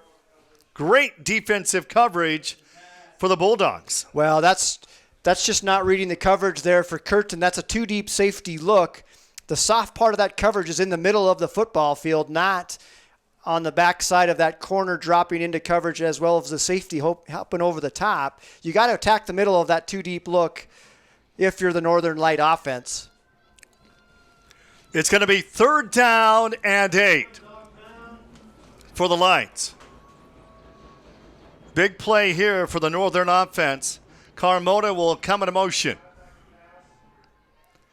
Back to throw. Curtin lets it go. Pass is caught. Jake Horner breaks a tackle. Still on his feet, and they fumbled the ball, and the Bulldogs have the football. Wow, the Lights get a 1st down, and Jake Horner out of Great Falls lost the football, and that is the 4th turnover of this game against MSU Northern. Cameron Rouser comes up with the recovery. I didn't see who made the hit to force the fumble on the far sideline for Western, but we're going to take a break. 28-0, Bulldogs out on top. 1st down and 10 from the 46-yard line. Colton McPhee with a nice 1st down carry of almost 10 yards. The 5'10", 195-pound freshman out of Columbia Falls, and starting in place of Reese Neville. Neville, who is injured, rushed for 338 yards in the first 3 games this year. He averaged 5 yards a carry, scored 5 touchdowns, went for 167 against Carroll, and McPhee has been outstanding. Give it to him again. 1st down, breaks a tackle to 35, gets spun around to the 30-yard line.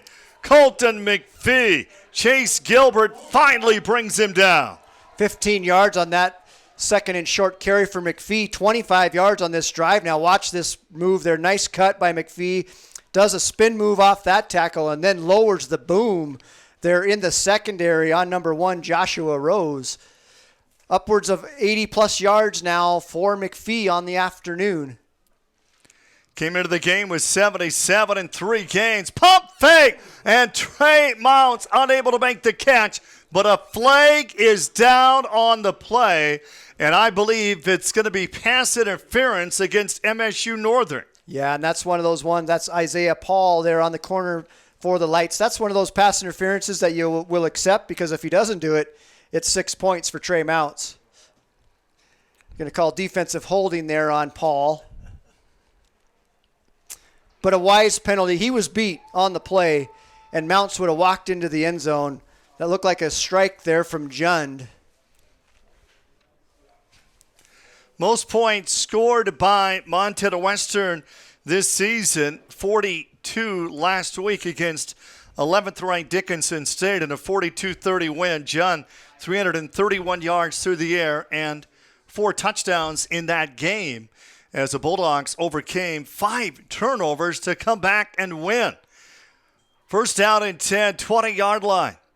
Colton McPhee hangs onto the football for a 4-yard gain. Yeah, McPhee's going to be pushing 90 yards. He had 59 yards rushing at halftime, 12 carries.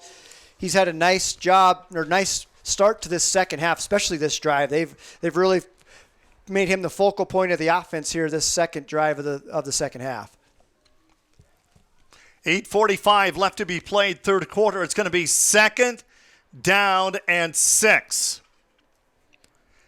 Masterson's going to come into motion. John play action to the end zone. It's going to be intercepted again in the end zone. Oh, my.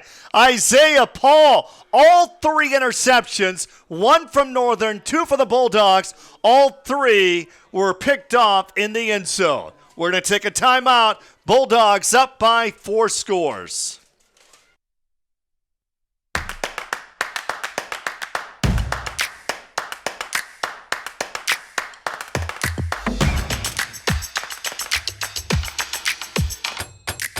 Those moments where banking is the last thing on your mind? Yeah, those are our favorite moments too.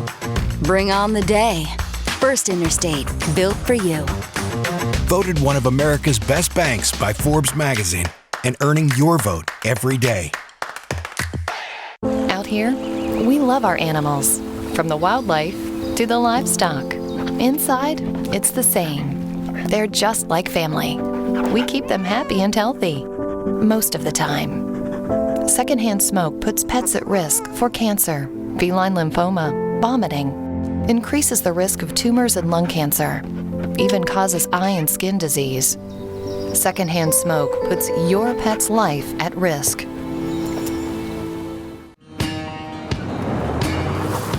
It's Chevy Truck Month, and it's time to add the perfect accessories to your new Chevy. Make it bolder. Make it work harder. Make it your own. Find new possibilities. Find new roads. Get great offers from GM Financial and $1,750 cash allowance on Silverado 1500 Crew Cab pickups. Plus, now during Truck Month, get a $1,000 accessory allowance towards the purchase of eligible accessories. See your Montana Chevy dealers. Isaiah Paul with the interception in the end zone. And Paul in the right place at the right time in front of Colton McPhee to bring that home.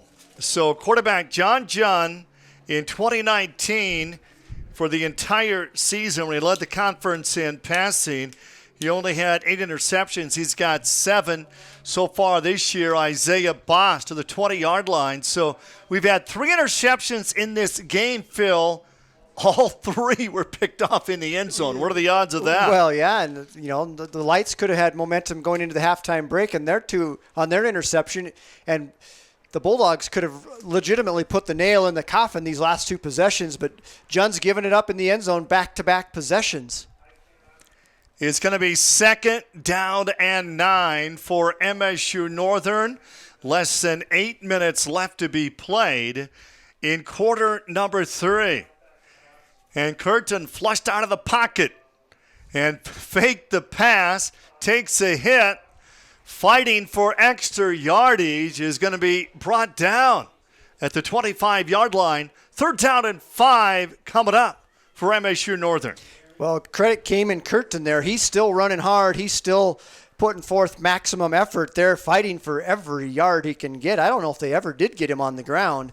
They did stop his forward progress, but Curtin really putting it all out there today for the Lights.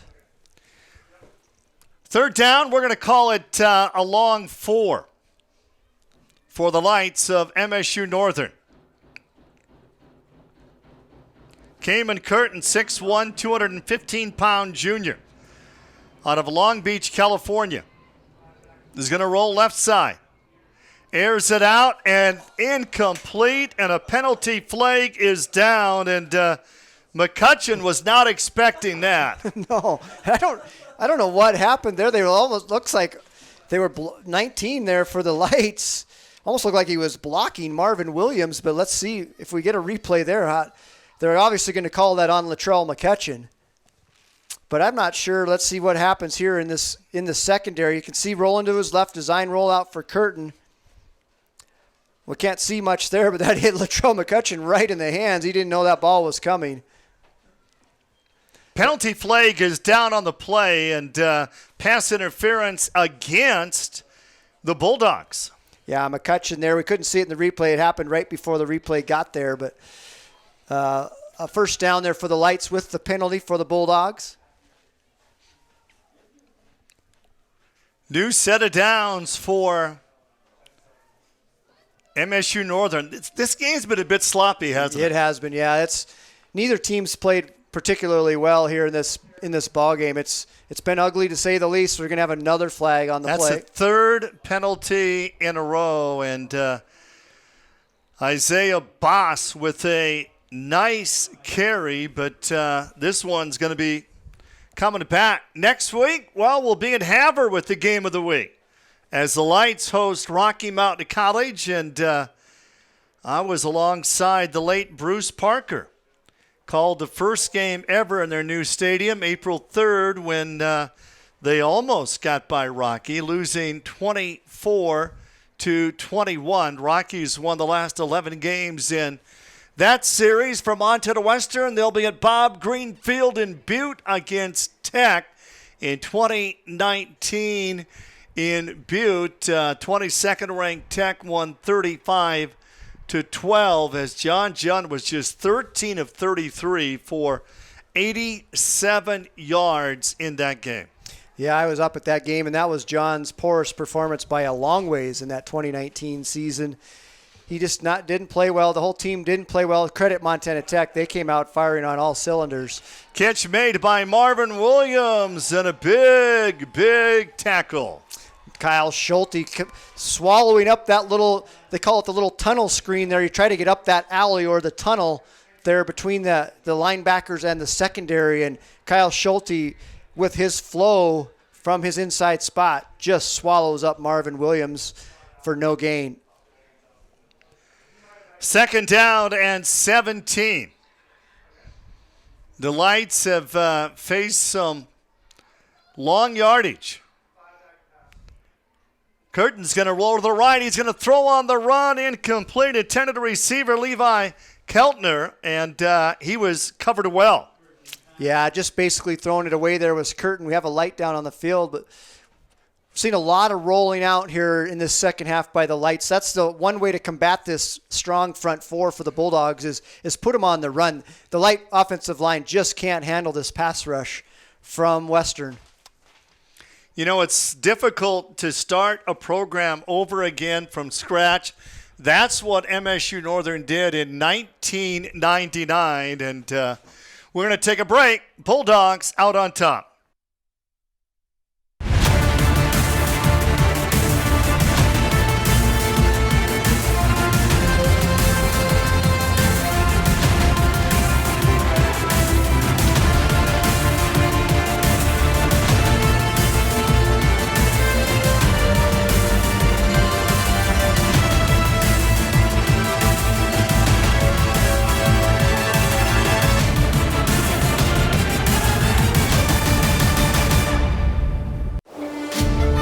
Montana.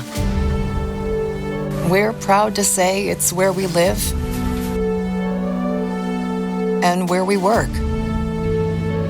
We're so much more than pretty scenery. We are all hardworking, resilient, and resourceful. The vibe is different here. Stockman Bank, Montana's brand of banking. At Montana Western, our flexible schedule and focus on learning through experience are just right for your world today. Experience 1, where you take one course at a time for 18 days and then move on to your next course, is designed to work for you, whether you plan to come to campus, want to stay close to home, or if you need to earn your degree while working or raising a family. And Montana Western is the most affordable university in Montana. Experience the difference, only at University of Montana Western.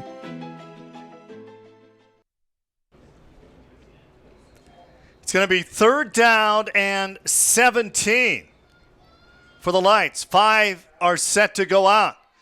And Curtin's got a hold. He's going to take advantage on the run. Slips out of one tackle, picks up 10.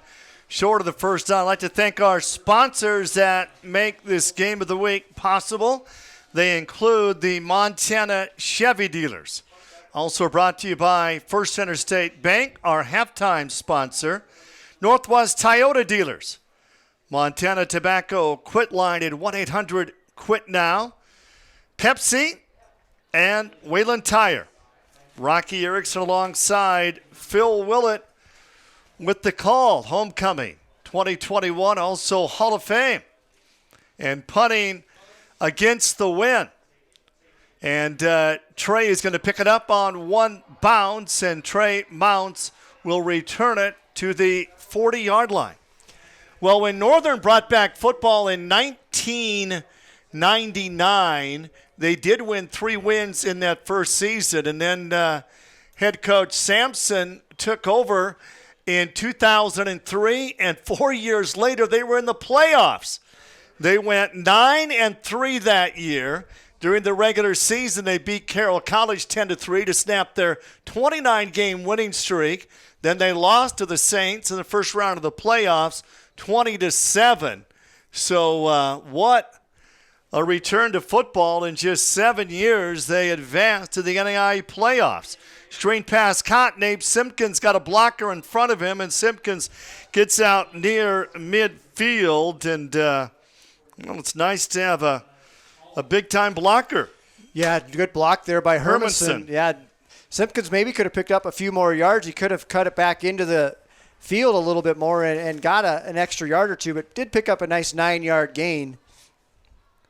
It's going to be 2nd down and a yard. 1st down to move the chains for the Bulldogs of Montana Western, and Sean Cooney, the ball carrier there. So Reese Neville out, their number 1 running back, who rushed for 338 yards in the first 3 games, including that huge game at Game 1, the victory against the Saints, where he went for 167, out with an injury today. And they're going to keep it on the ground again.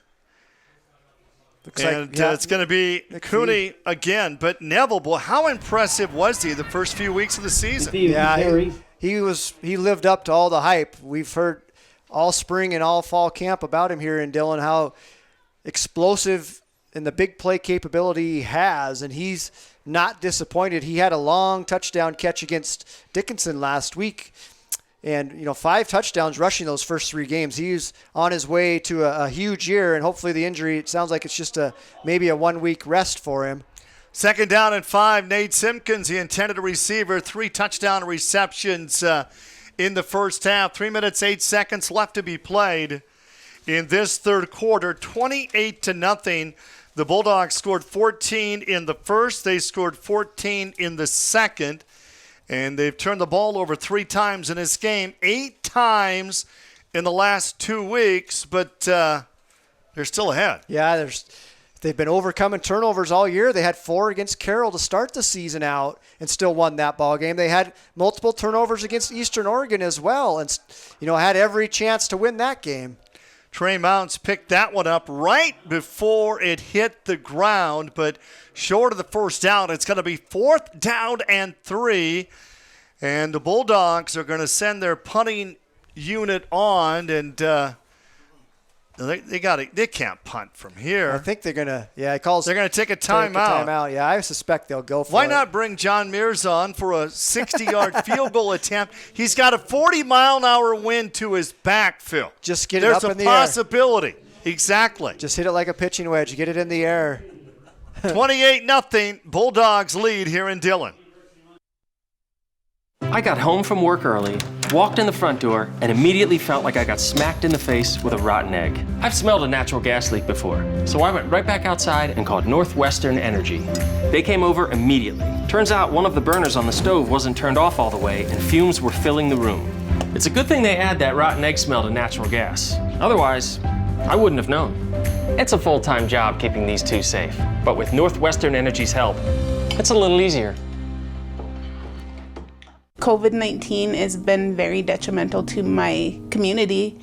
We live in multi-generational households, so we've had entire households of 13 get affected. It's taken my dad. I've been administering the vaccine since December, and I have not seen anybody have a severe allergic reaction.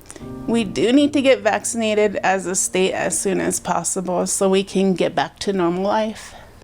At Wayland Tire, it's service first, quality always. Performance, pride, and passion. 3 things that define the rich legacy of BF Goodrich Tires and the lasting partnership that we've shared over the years. Like the ever-popular BF Goodrich KO2 tire and all the Advantage TA line of tires, stop in and talk to your local performance experts at Wayland Tire and get set up with the right type of tires from the company that invented performance, BF Goodrich. Wayland Tire. We know tires. Bulldogs are going to go for it on 4th down and 3. Low snap. And that was a Wildcat formation. As it was John Jun was back, their quarterback. And boy, how about that defensive pursuit on the part of the Lights? Yeah, that was an excellent job. Joe Fair, again, we've called his name several times here for Northern in this ball game. Credit them. Great stop there on 4th down. And you got to love the fight that Northern's still putting forth here, down 28-0 in the third quarter. And the low snap, that screws up the timing, so to speak, but that was good initial pressure there up front by Northern.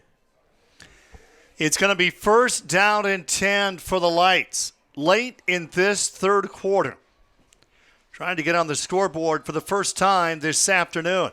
Isaiah Boss is going to come off the right side. Isaiah Boss gets near midfield, a gain of almost 5, a 5'9", 187-pound sophomore out of Bothell, Washington. He went for 50 yards against the College of Idaho, 30 yards against Southern Oregon. Had 80 yards on the season into this game.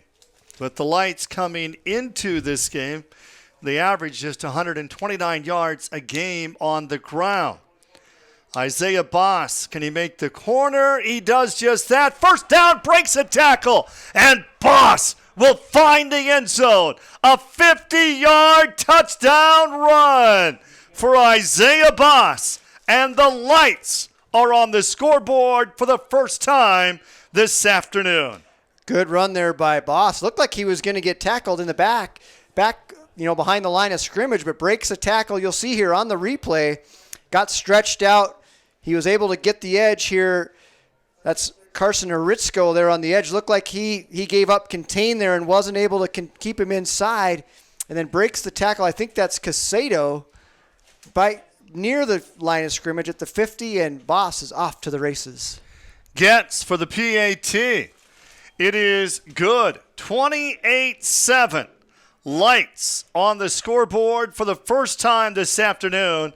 A 50-yard touchdown run for Isaiah Boss as he broke a couple of tackles and found the end zone. And he showed his speed, Phil. Once he got in the open, he was gone. Yeah, he does have some breakaway speed there, no doubt about it. He's obviously, with only 4 yards rushing in the first half, he's really broken open here in the second half. I'd like to thank our Game of the Week sponsors, the Montana Chevy dealers.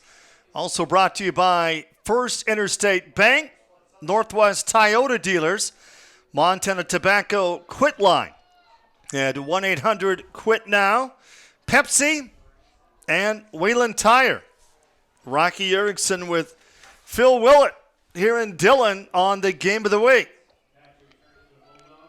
Well, you got to credit the Lights. We talked about it, in the opener. They're 0-2. They've really been struggling as a program. They haven't had any success so far this season.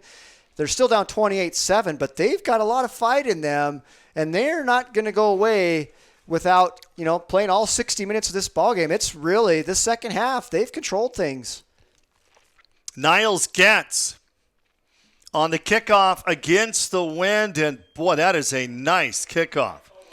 And Trey Mounts from the 10-yard line, and he gets upended. And that is a nice open field tackle by the Lights. Yeah, number 26 there. That's Cannon Smith. From Eureka. From Eureka. Was a transfer from Western, actually. And I think if Cannon doesn't make that tackle, Trey Mounts has a lot of running room on that far side. So credit Cannon Smith with an excellent job here. We'll see on the replay of the little quote-unquote shoestring tackle. That's saved, I think Mr. Mounts had some room. Yeah, he gets by there, and there's a wall set up on that far side. Drive will start for the Bulldogs on the 19-yard line, and Colton McPhee with the carry. And, if we had stats, Phil, he's going to be getting close to 100 yards. Yeah, I've been trying to keep it in my head here a little bit this second half. He had 59 at halftime, and he's certainly got to be pushing that 100-yard limit right now, if not over it. Had 77 yards and reserve role behind Reese Neville in the first 3 games this season. McPhee again, first down and then some, as McPhee gets out near the 35-yard line. Well, Montana Western at Tech next week, just down the road, and that's probably a rivalry game, isn't it, Phil? Just a bit of a rivalry, 60 miles separating these two schools. There's no love lost between the Orediggers and the Bulldogs, and should be a whale of a ball game. Love the fact that they renamed it Bob Green Field. Well-deserved. Coach Green, one of the dean of coaches in the Frontier Conference, and nobody's done more for their school than Coach Green's done for Montana Tech since he's been there the past It's going over 30 years now for Coach Green, and is now in his role as a fundraiser, which. Well, who would be better than that? Wow, with his personality, there's nobody that can raise money like Coach Bob Green. I'm guessing he does a nice job for the foundation up there at Tech. And nobody has better one-liners than Bob Green. John back to throw over the middle. It's going to be intercepted again. His second pick, Paul. And Paul, will he bring it back to the house? He will. Isaiah Paul, a pick 6. It covers 45 yards. No laundry on the field. And is that the third or fourth interception? The third interception for John in this game. In a row. Third possession in a row. He's thrown an interception. And that one cost some big time. Pick 6, 28-13, trying for 14 here. And I'm not sure what he's looking at there. Well covered. If Paul doesn't pick it off, somebody else is going to for Northern. Just not reading the coverage there was John Jund, and I'm not sure why Coach Norris continues to go to the passing game here when they're up 21 points, and Colton McPhee's rushed for over 100 yards. 28-14. The Lights were shut out in that first half, so John threw 3 interceptions. Last week against Dickinson State, 3 interceptions. In this game against the Lights of MSU Northern, so the Bulldogs have turned the ball over 4 times, but they still lead by 2 scores. Wow, they've turned it over 4 times, 5 times, 4 times. I think 3 times at Eastern Oregon. I mean, it's just been a plague them so far this 4 games this season, and somehow are 2-1, trying to get to 3-1, despite a massive deficit in the turnover margin. The Bulldogs of Montana Western led at the break 28-0. Now it's 28-14. And the wind must have died down a bit, Phil. They do not need a holder on kickoffs anymore. Yeah, the flag's not blowing quite as hard. It doesn't look like the flagpole's about to break in half, at least, over there in the west side of the stadium, but still blowing fairly strong. But Getz on the kickoff. And the return, Hermanson from the 5-yard line, and Hermanson gets out across the 20-yard line. And gets absolutely belted there by the Lights. Well, how about the new defensive coordinator at MSU Northern, Mike Van Diest, and his defense coming up with all these turnovers? Yeah, they've done a great job here. Northern's certainly obviously won this third quarter. It was 28-0 at half, and it's 28-14 now, approaching the end of this third. This will probably be the last play of the third quarter. But it's been John just throwing them the ball. He's thrown into coverage and just making poor decisions here. And the third quarter is going to come to an end? Timeout Northern. No, they took a timeout with 5 seconds left to be played in the third quarter, and Phil Willett's going to explain that. I wish I could explain that. I don't know. The change of possessions, and Northern has to take a timeout. Obviously, they must not have had the personnel out there on the field, weren't set up, whatever have you, but that's a penalty. I mean, a timeout that, it's all of a sudden become a bit of a tight game, and that could be a timeout that you're going to need down the stretch. All right, Phil, ask me who the top high school football team is in AA and A this year. Who is the top high school team in AA and A this year? I think I have my own guess, but I'm going to go Billings West in AA, even though they lost to Sentinel, and it's going to be Hamilton in Class A. I would agree with you on both instances. I was an aberration. I think that Sentinel, I'm not sure what happened there. You did that game, but I was shocked that Sentinel won that game against West. McPhee gets out to the 30-yard line. How about the third quarter has come to an end. 28-14, our score. Bulldogs lead.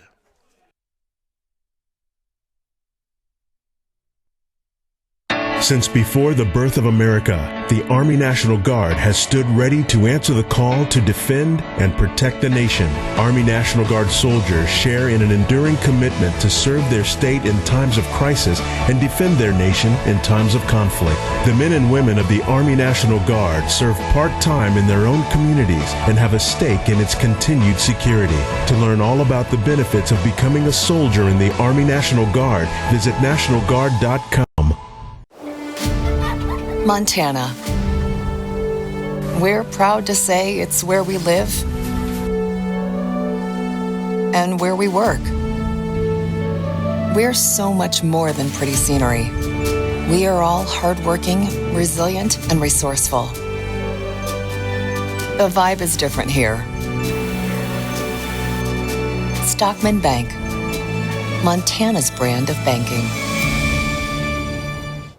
When in Beaverhead County, come find us at the Beaverhead Lodge in downtown Dillon, Montana. Now under new local ownership, we've completely remodeled our rooms to feature perfection beds. Plenty of amenities, including free Wi-Fi. Family rooms and jacuzzi rooms are available. Start your day with our buffet hot breakfast. Then enjoy activities in and around Dillon like hiking, cycling, and fishing. Come see why so many people are rediscovering the Beaverhead Lodge. Call us at 406-683-5555 or visit us at beaverheadlodge.com. Unbelievable. Jamison Hermanson. Now this has to be on Sports Center tonight on ESPN as one of the greatest plays of the day as Hermanson juggles the football, breaks 4 tackles, and Hermanson goes 70 yards for a touchdown on the very first play of the fourth quarter. Unbelievable. Well, and that easily could have been another interception for Jund. Lucky that wasn't intercepted, but credit Hermanson with the excellent concentration and making the touchdown in a huge play. 35-14 Bulldogs.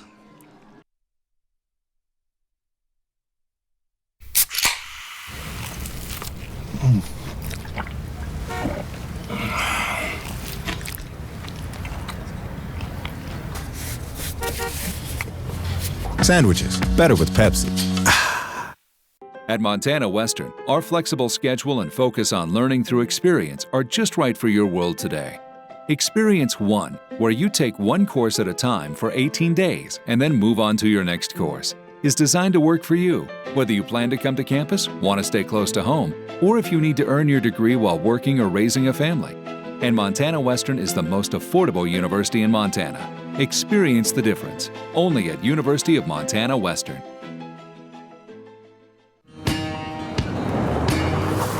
It's Chevy Truck Month, and it's time to add the perfect accessories to your new Chevy. Make it bolder. Make it work harder. Make it your own.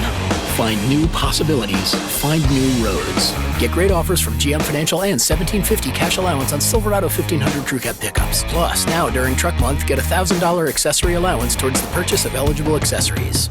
See your Montana Chevy dealers. This is Mountain Dew. A rush of crisp and refreshing flavor. Delivering a bold citrus kick. Do. Well, Phil, 30 years from now, Jamison Hermanson's going to get whatever video machine out, show his grandkids, this is what I did in college. Yeah. I'm going to juggle the football 2 or 3 times, break 3 or 4 tackles. I'm going to go 70 yards for a touchdown. And then he's going to tell his grandkids he did that every single game.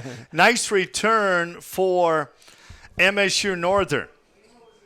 Yeah, that was circus catch there for Hermanson, and credit, he wasn't satisfied making the great catch. He finished it off and went the distance, and just when all the momentum was on Northern side and really had controlled this entire second half, Hermanson breaks it open and breaks it free, and honestly, it could have been another interception for Jund. He was lucky that one wasn't an interception as well. Early here in the fourth, that was the first play of the fourth quarter. And they keep that on the ground, a gain of about 4 yards. The quarterback, Curtin, leading rusher on the team this season. Yeah, Curtin's a good competitor and a good athlete out there. I've liked how he's played here today. He's thrown the ball pretty well, not known as a passer, but has run hard when he's gotten the opportunity and not easy to bring down. It's going to be 2nd down and 5. 5 wide receivers to the right side. Isaiah Boss gets a first down and then some. Boss breaks through. And Boss near the 30. He had a 50-yard touchdown run in the third quarter, and Isaiah Boss almost broke that one.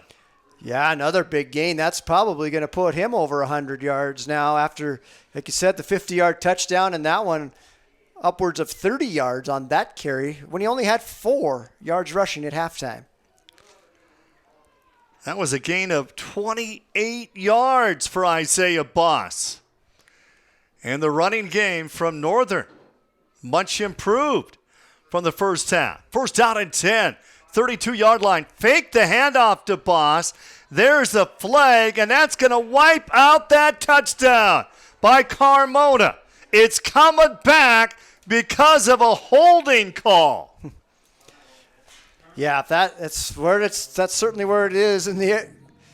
Yeah, that's got to be 5 or 6 holding penalties on the Northern offensive line. What a play call there, a throwback, kind of a reversed the opposite way. You can see here in the replay, nice design play, but again, a hold up front.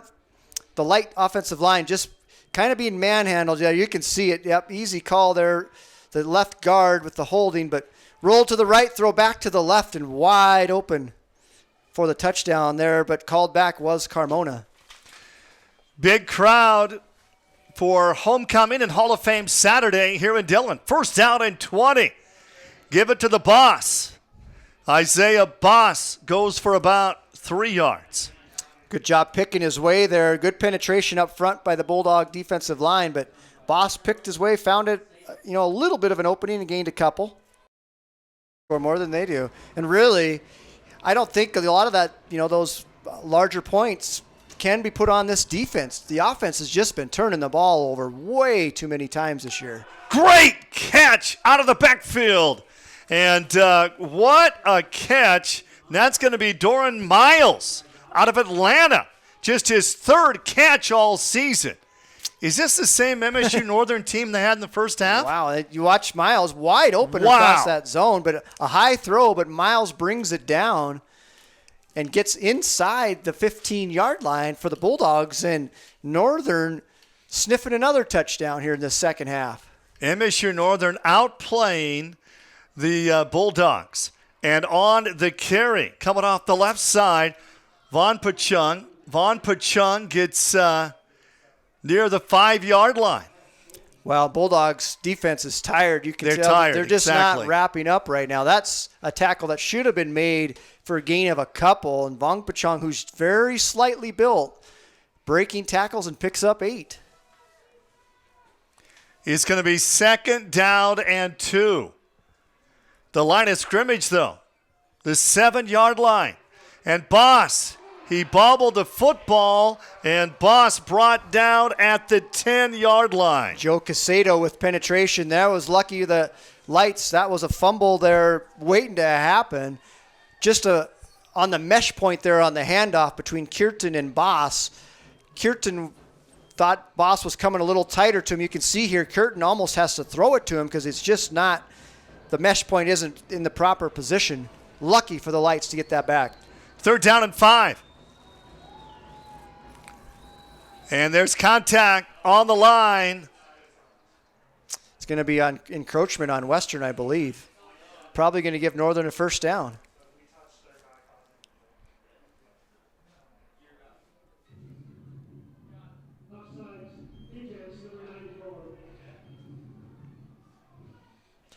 That's the second time we've seen offsides on the Bulldogs on 3rd and 4 or 5 and gives the lights a first down. Just really a lot of mental mistakes. The Bulldogs here not playing well against as a heavily favored team here, and you're trying to win a conference title. This is a very sloppy performance, in my opinion, by Western, especially the second half. It's going to be 1st and goal from the 6-yard line. Handoff, Boss into the end zone. His second touchdown run of the second half for Isaiah Boss. And that's just too easy. Boss, again, 4 yards at halftime. He's gonna have 100 yards rushing in this ball game, and just too easy right now. The Bulldog defense, just you take well. away that 70-yard pass and catch, John to Hermanson, and it would be 28-21 right now. Well, yeah, and that, honestly, a good job by Hermanson finishing that off, but really, that was a lucky touchdown. 35-21. Bulldogs out on top.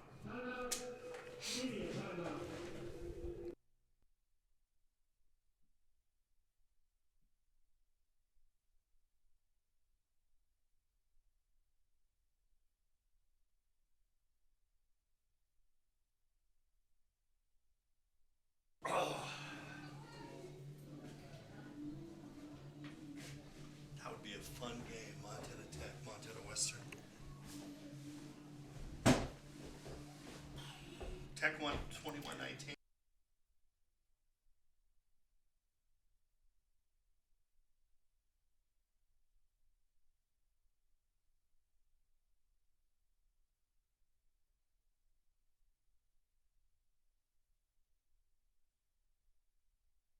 At Wayland Tire, it's service first, quality always. So stop in today and let us find the right set of Michelin tires for you. If you value longevity, check out the Michelin Defender family, Michelin's longest lasting family of tires on the road.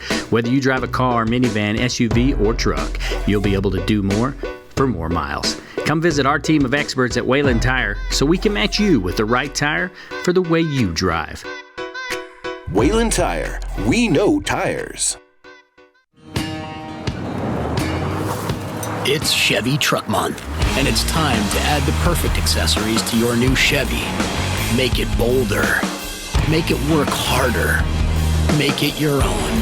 Find new possibilities. Find new roads. Get great offers from GM Financial and $1,750 cash allowance on Silverado 1500 Crew Cab pickups. Plus, now during Truck Month, get a $1,000 accessory allowance towards the purchase of eligible accessories. See your Montana Chevy dealers. The Lights scored 21 points in the first 2 games this season. Well, they scored 21 points in a little over 3 quarters.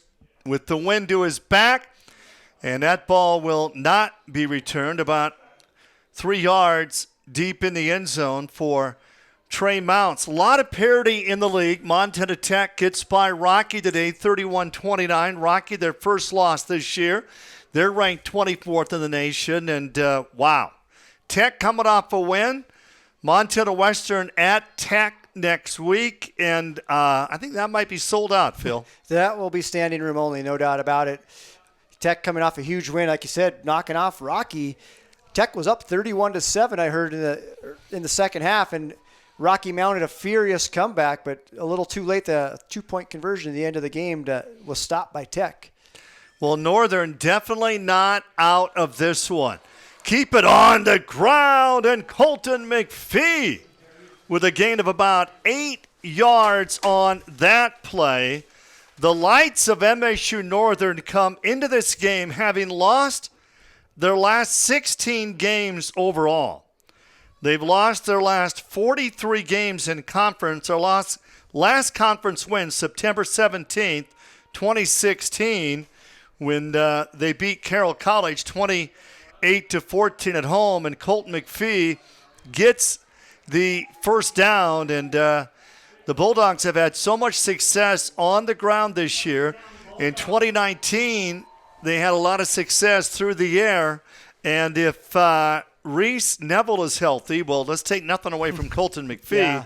He's been outstanding. But that offensive line for the Bulldogs, what a job they've done all year. Yeah, they're a veteran-laden team led by left tackle Noah Danielson from CMR High School.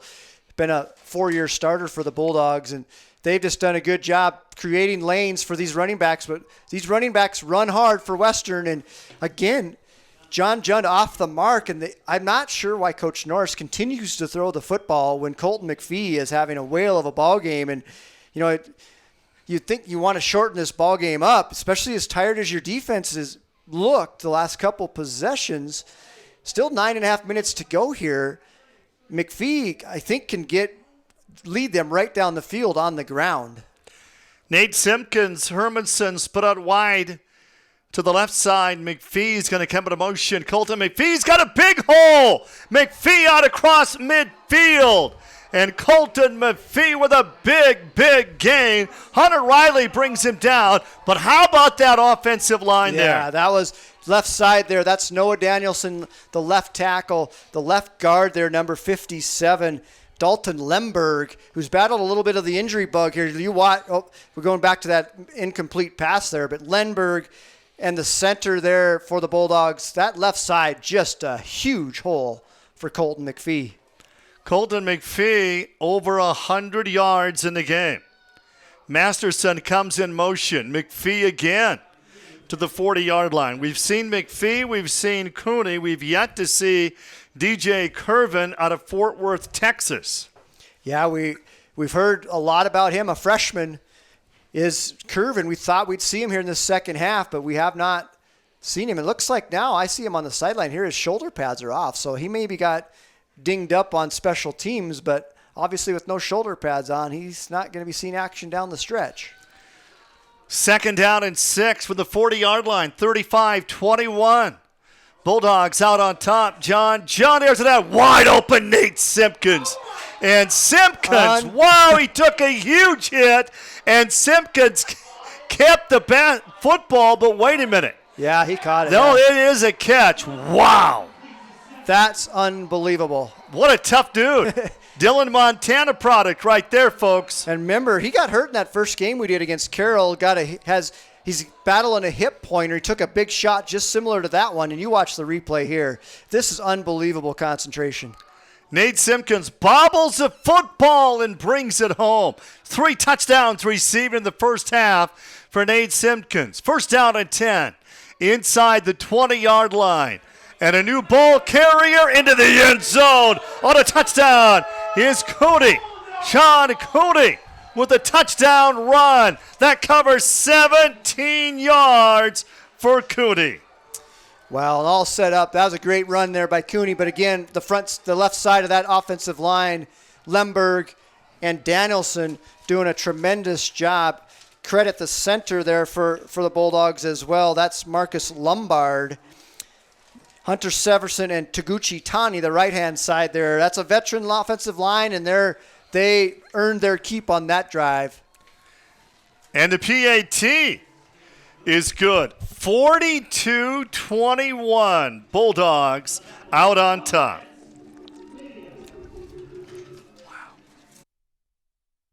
In the Army National Guard, you'll serve part-time to be ready to respond at all times. You'll train to master the skills and equipment used to keep the nation secure and its enemies on the run. You'll learn to be a leader and a member of a team. Become part of a time-honored tradition of vigilance and selfless service. Find your adventure at NationalGuard.com. Pioneer Federal Savings and Loan Association, the only operating savings and loan in Montana. Since 1912, we've been helping our neighbors fulfill their dreams. What's the difference between a bank and a savings and loan? They both offer mortgages, personal loans, car loans, and commercial loans. But a savings and loan is owned by our customers, so we are able to offer competitive interest rates on savings accounts, CDs, and money market accounts. And the biggest difference is we are 100% invested in our communities. Pioneer Federal Savings and Loan. Member FDIC, Equal Housing Lender. At Montana Western, our flexible schedule and focus on learning through experience are just right for your world today. Experience 1, where you take one course at a time for 18 days and then move on to your next course, is designed to work for you, whether you plan to come to campus, want to stay close to home, or if you need to earn your degree while working or raising a family. And Montana Western is the most affordable university in Montana. Experience the difference, only at University of Montana Western. Well, before this game, Phil Willett told me that Colton McPhee would have a huge game. Well, he's right. 24 carries, 153 yards, and a touchdown. And the return, a nice return, but a flag is down on that play as Von Puchung on the return. So we've had 63 total points combined for both teams here, and 406 yards of offense for Montana Western, 333 for Northern. So 739 yards of offense and 63 points with 7.5 minutes left to be played. You know what you call that, Phil? You call that Frontier Conference football. Yeah.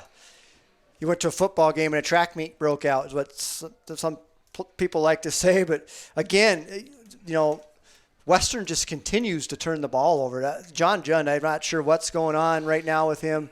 8 interceptions on the season, 3 more today. I mean, he has thrown a lot of touchdowns. He's threw 4 more of those today, 3 of them to Nate Simpkins. How about Simpkins? 8 catches, 92 yards, and 3 touchdowns. He's been outstanding. Curtin flushed out of the pocket, and he's going to run and gets across the 20-yard line, and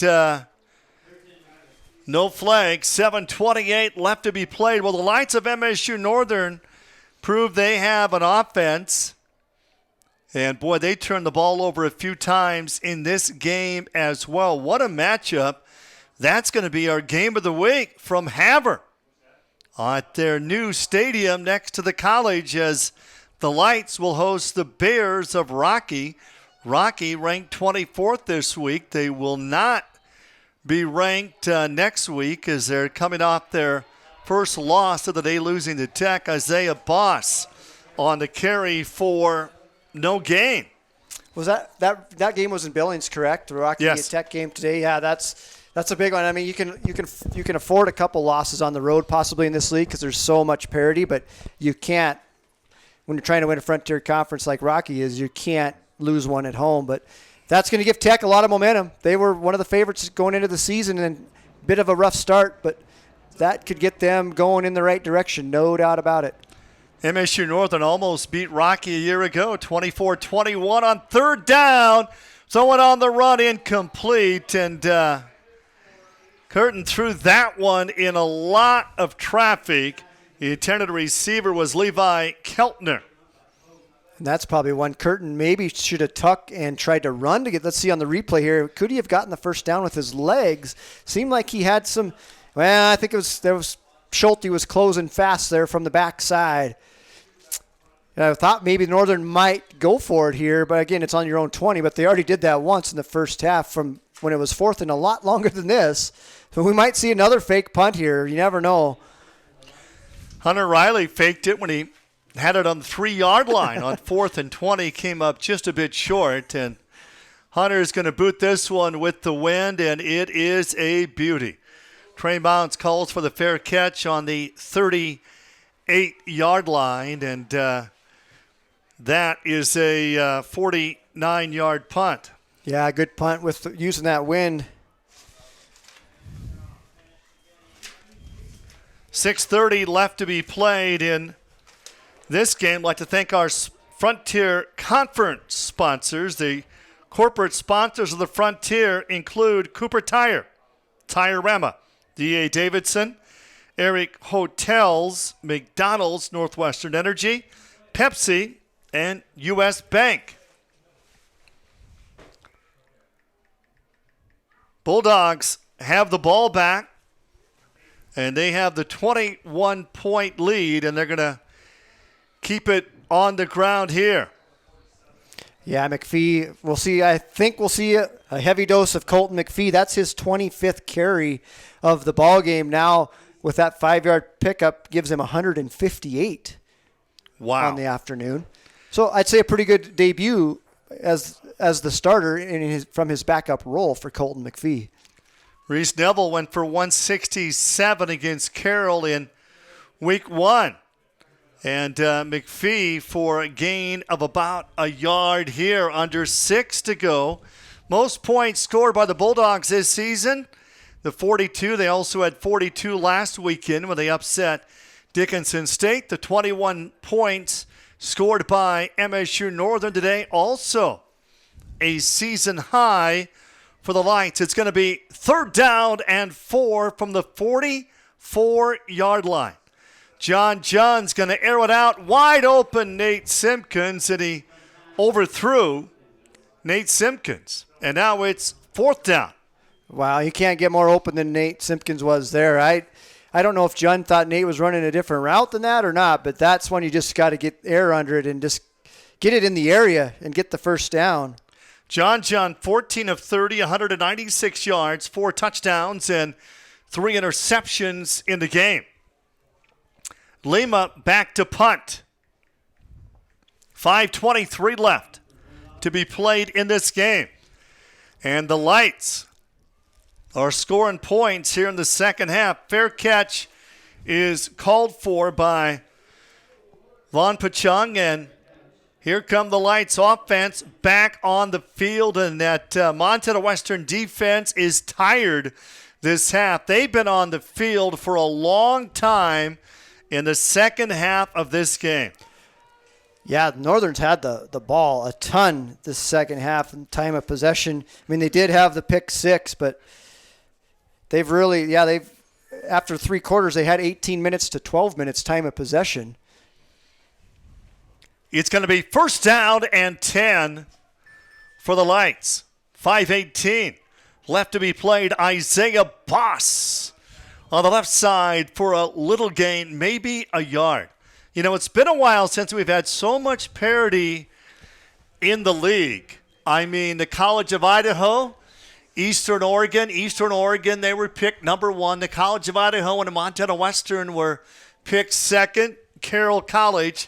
The sad part is they're going to beat each other up, and we're only going to get one team in the playoffs. Yeah, that's kind of been the MO the last few years of everyone's so evenly matched that Curtin's going deep, and Horner, the intended receiver, and Horner, I'm not sure what happened there, but the injured player is Dylan Pope. Yeah, it's coming down holding his elbow. I don't know if he got stepped on or what happened when they got up, but so either his elbow or his forearm or his left, he's already got a wrap on there.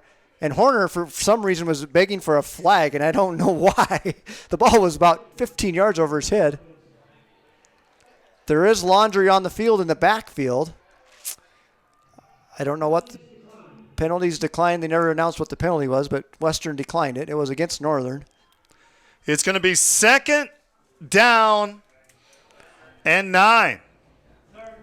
3rd down, rather. 4.5 left to go. Well, I like offense, and this game has featured a lot of scoring, but a bit sloppy. Ooh, a lot of turnovers. A lot of penalties. Been a long game. 3rd and long. Curtin wants to throw on 3rd down. He'll throw on the run. Pass is caught and move the chains out to the 40-yard line.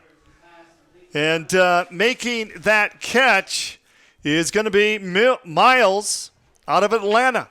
His 4th catch on the season. Dorian Miles. Another transfer for Northern. Kennesaw State transfer. Kennesaw State, remember, played the Bobcats in the playoffs a couple years ago in Bozeman. Boss for a couple of yards.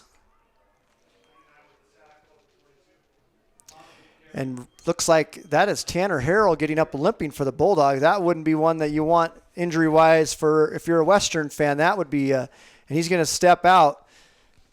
Lenai and Harrell both getting a breather here, the 2 inside defensive linemen. Play action. Short pass, but great catch on the play. Carmona The pass was low. Carmona brought it home just a yard short of midfield. Time running out for the Lights to pull off the upset here. 3:26 left. Down 42-21. But it's the most points scored by the Lights. They came in with just 21 points total in their first 2 games this season. Isaiah Boss right up the middle, and Boss goes for the first down. A gain of about a yard, but that's all he needed was a yard for the first down. Yeah, and he took a big shot there inside. Phil, on any given Saturday, anybody can beat anybody in the Frontier Conference in 2021. Oh, absolutely. You cannot take a week off and expect to get a victory here. And I assume the Western's going to hold on here under 3 minutes. It's not looked pretty, but Northern's, making a little statement here that we're not going to be an easy out for anybody. Another nice catch by Miles. Nope, he did not bring it home. So Montana Western led 28-0 at halftime in this game. It was 28-14 at the end of 3. I thought Miles had this catch, and that was that's close. Great defensive play. Yeah, very close. That's a bang-bang play. That could have easily called either way, a catch and fumble or just an incomplete pass. 2nd down and 10 over the middle, incomplete. Levi Keltner was the intended receiver. The clock's going to stop on the incomplete pass with 2:33 left. We're going to have our drive of the game and our play of the game and our player of the game. Well, maybe Nate Simpkins, number 18 from Montana Western, is our player of the game. Well, no, you got to go with the running back, Colton McPhee. Let's go with McPhee. That's a tough one, as our player of the game.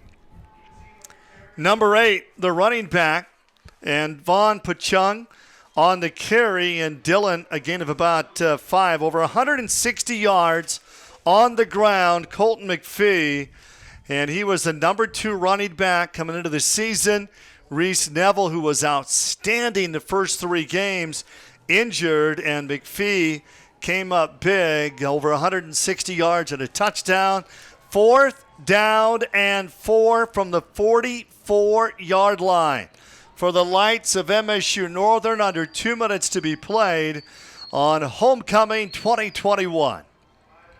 Back to throw. Pass is caught, and they got the first down on 4th down. And Vaughn Pachung made the reception.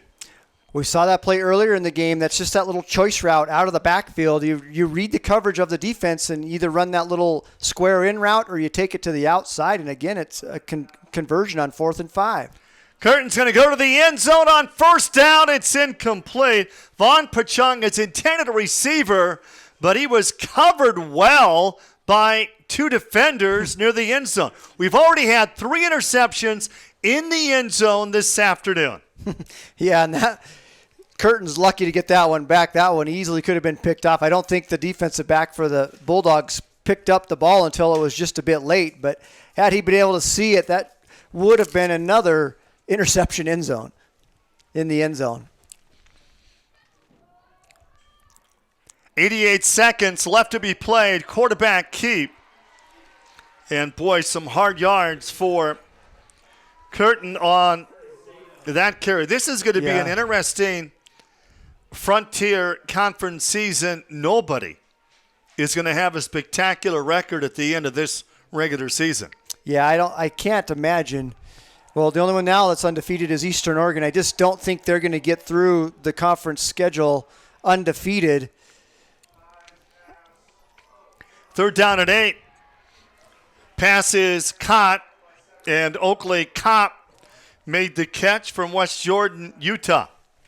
Good catch there, because that was a bang-bang catch and hit there. McCutcheon with the good coverage on the quick slant, but put it right on him did Curtin, and Oakley Kopp made a tremendous play on it. Curtin back to throw. Heavy pursuit. He's going to be down. Yeah, and dragged down from behind. Let's see if we can get the number there. That's number 92 for the Bulldogs. That is Kenai Lua tracking down from the backside defensive tackle position. And you got to love these two tackles for the Bulldogs inside. That's Tanner Harrell. That's Kenai Lua, both wreaking havoc. With 24 seconds left to be played in this game, Northern will take a timeout. So Northern's going to drop to 0-3. The Bulldogs will improve to 3-1 on the season. And next week, Montana Western at Tech. Tech came off a big win today at Rocky, 31-29. And Rocky was ranked 24th in the nation. We're going to be in Havre next week with the game of the week, as MSU Northern will host Rocky. What a great game that was on April 3rd when they played their first game in their new stadium. Rocky won 24-21 was the final score in that game. So the Lights take a timeout. They want to get one more touchdown here. Who do you know who Eastern Oregon played today? I'm trying to find the schedule here for the Frontier Conference as a whole, just to see. Curtin's going to throw it underhanded, and the catch is made by Von Pachung for a nice gain, and 19 seconds left to be played in this one. And they take another timeout, just 19 seconds left to go in this college football game. Rocky Erickson alongside Phil Willett. And Eastern Oregon, Carroll College today, and then the College of Idaho next week. Yeah, that should be a interesting matchup there. Eastern Oregon and Carroll. That one's a pick-em game, just like dang near every other game in the Frontier is, I believe. I think, whoever's playing better, you can't even say it's an upset when anybody beats anybody right now, I don't think. Northern's going to get a win this year, and they're going to get more than one. Yeah, if they continue to improve, they looked pretty good here, and they're going to beat somebody, I believe, this year, right? And that's the old adage. It's been a while since they've won when you don't want to be the first one for them, whoever it ends up being. But, yeah, they're coming together a bit here. They've looked a lot better from the second half from the first half to the second half. The Lights take 2 timeouts on this final drive as they try to get in the end zone one more time. They're 32 yards out with 19 seconds to go. And back to throw. Curtin's going to go to the end zone, and a lot of coverage, and the ball is caught. It's going to be a touchdown. Rios makes the catch, and the Lights have scored again. Tyrese Rios, sophomore from Puyallup, Washington, on the Hail Mary. And it looks like he just out-jumped everybody. If we get a replay here, it wasn't batted around or anything. I don't know if the Western defender mistimed it, but Rios just out-jumped the defenders and comes down with the touchdown. The extra point, kick is up, and the kick is good, and 42-28 our score.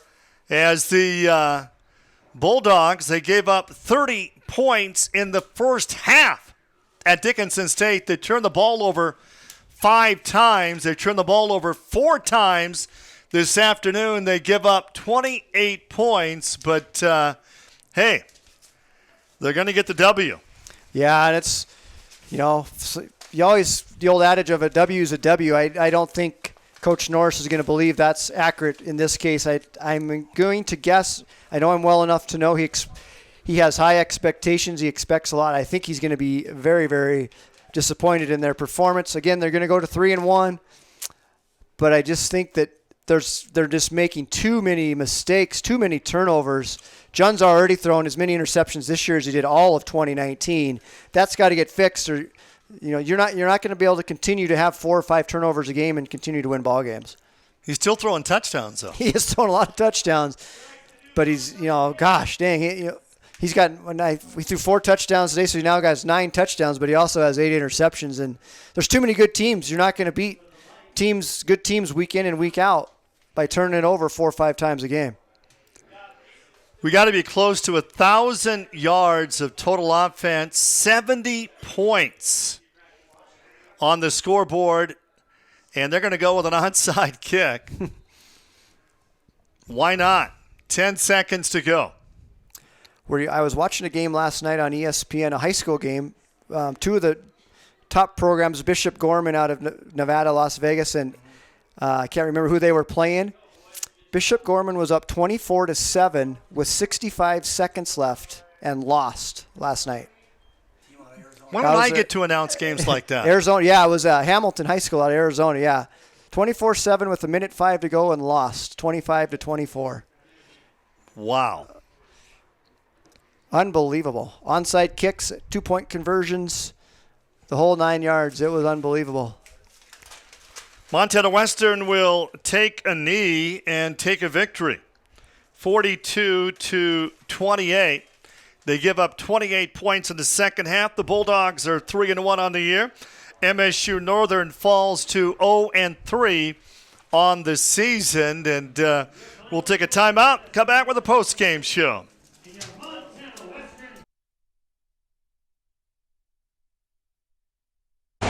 In the Army National Guard, you'll serve part-time to be ready to respond at all times. You'll train to master the skills and equipment used to keep the nation secure and its enemies on the run. You'll learn to be a leader and a member of a team. Become part of a time-honored tradition of vigilance and selfless service. Find your adventure at NationalGuard.com.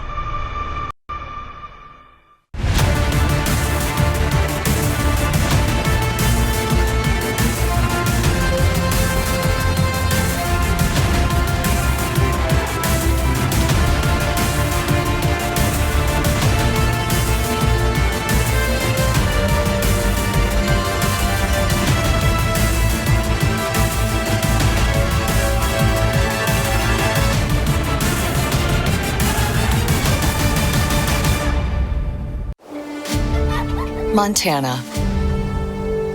We're proud to say it's where we live and where we work. We're so much more than pretty scenery. We are all hardworking, resilient, and resourceful. The vibe is different here. Stockman Bank, Montana's brand of banking.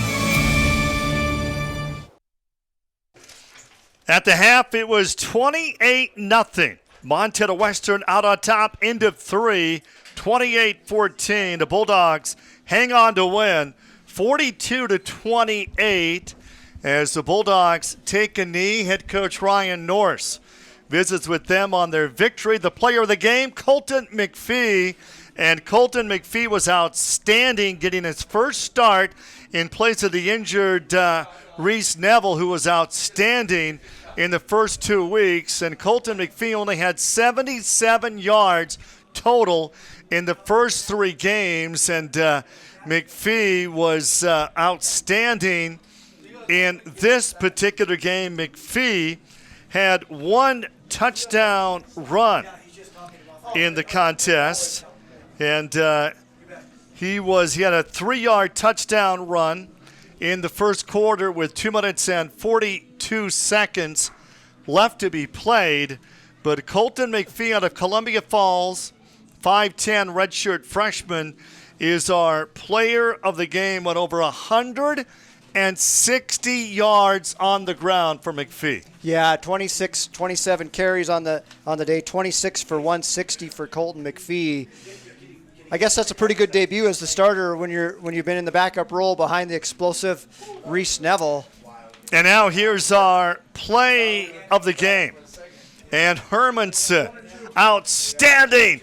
He breaks a couple of tackles, and Hermanson gets in on the touchdown. That is our play of the game. A great run for Jamison Hermanson. That was outstanding. His only catch of the ball game. Goes for 69 yards and a touchdown. But again, John Jund, he's got to clean it up. Our Wayland Tire drive of the game, that's Isaiah Boss. Coming off the left side, and Boss is gone. A 50-yard touchdown run for Isaiah Boss.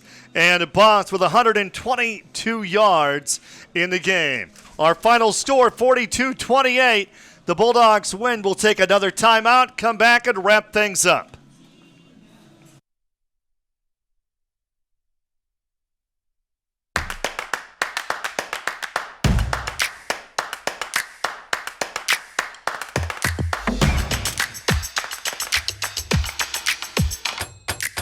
Those moments where banking is the last thing on your mind? Yeah, those are our favorite moments too. Bring on the day. First Interstate, built for you. Get an edge in buying your home by getting pre-qualified for your mortgage today. I'm really glad we decided to put carbon monoxide detectors throughout the whole house. I just can't imagine what would have happened if we didn't.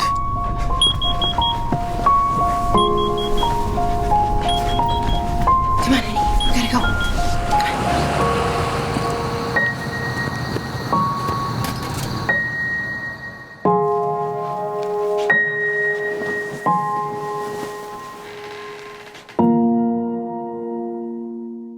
Out here, we love our animals, from the wildlife to the livestock. Inside, it's the same. They're just like family.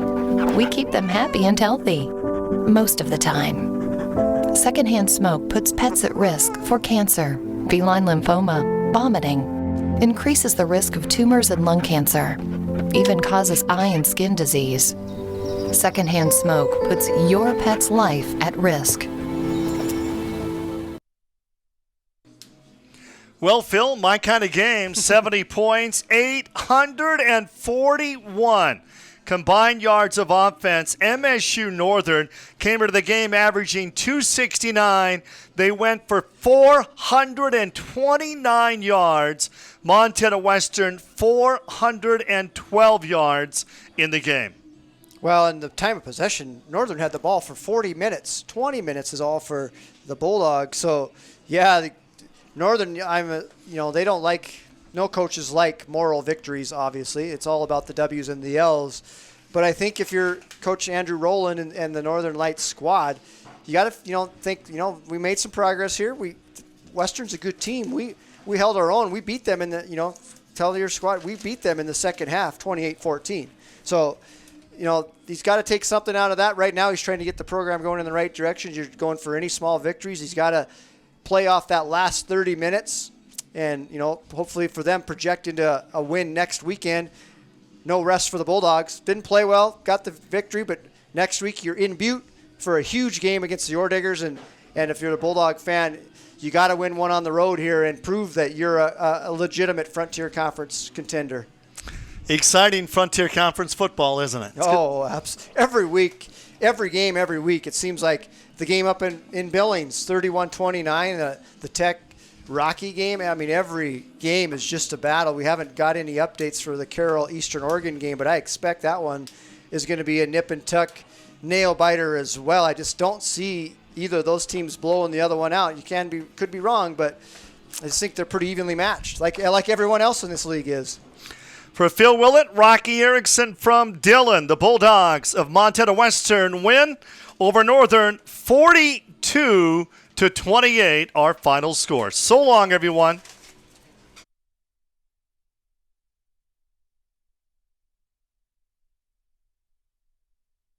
Since before the birth of America, the Army National Guard has stood ready to answer the call to defend and protect the nation. Army National Guard soldiers share in an enduring commitment to serve their state in times of crisis and defend their nation in times of conflict. The men and women of the Army National Guard serve part-time in their own communities and have a stake in its continued security. To learn all about the benefits of becoming a soldier in the Army National Guard, visit NationalGuard.com. Montana. We're proud to say it's where we live and where we work. We're so much more than pretty scenery. We are all hardworking, resilient, and resourceful. The vibe is different here. Stockman Bank, Montana's brand of banking.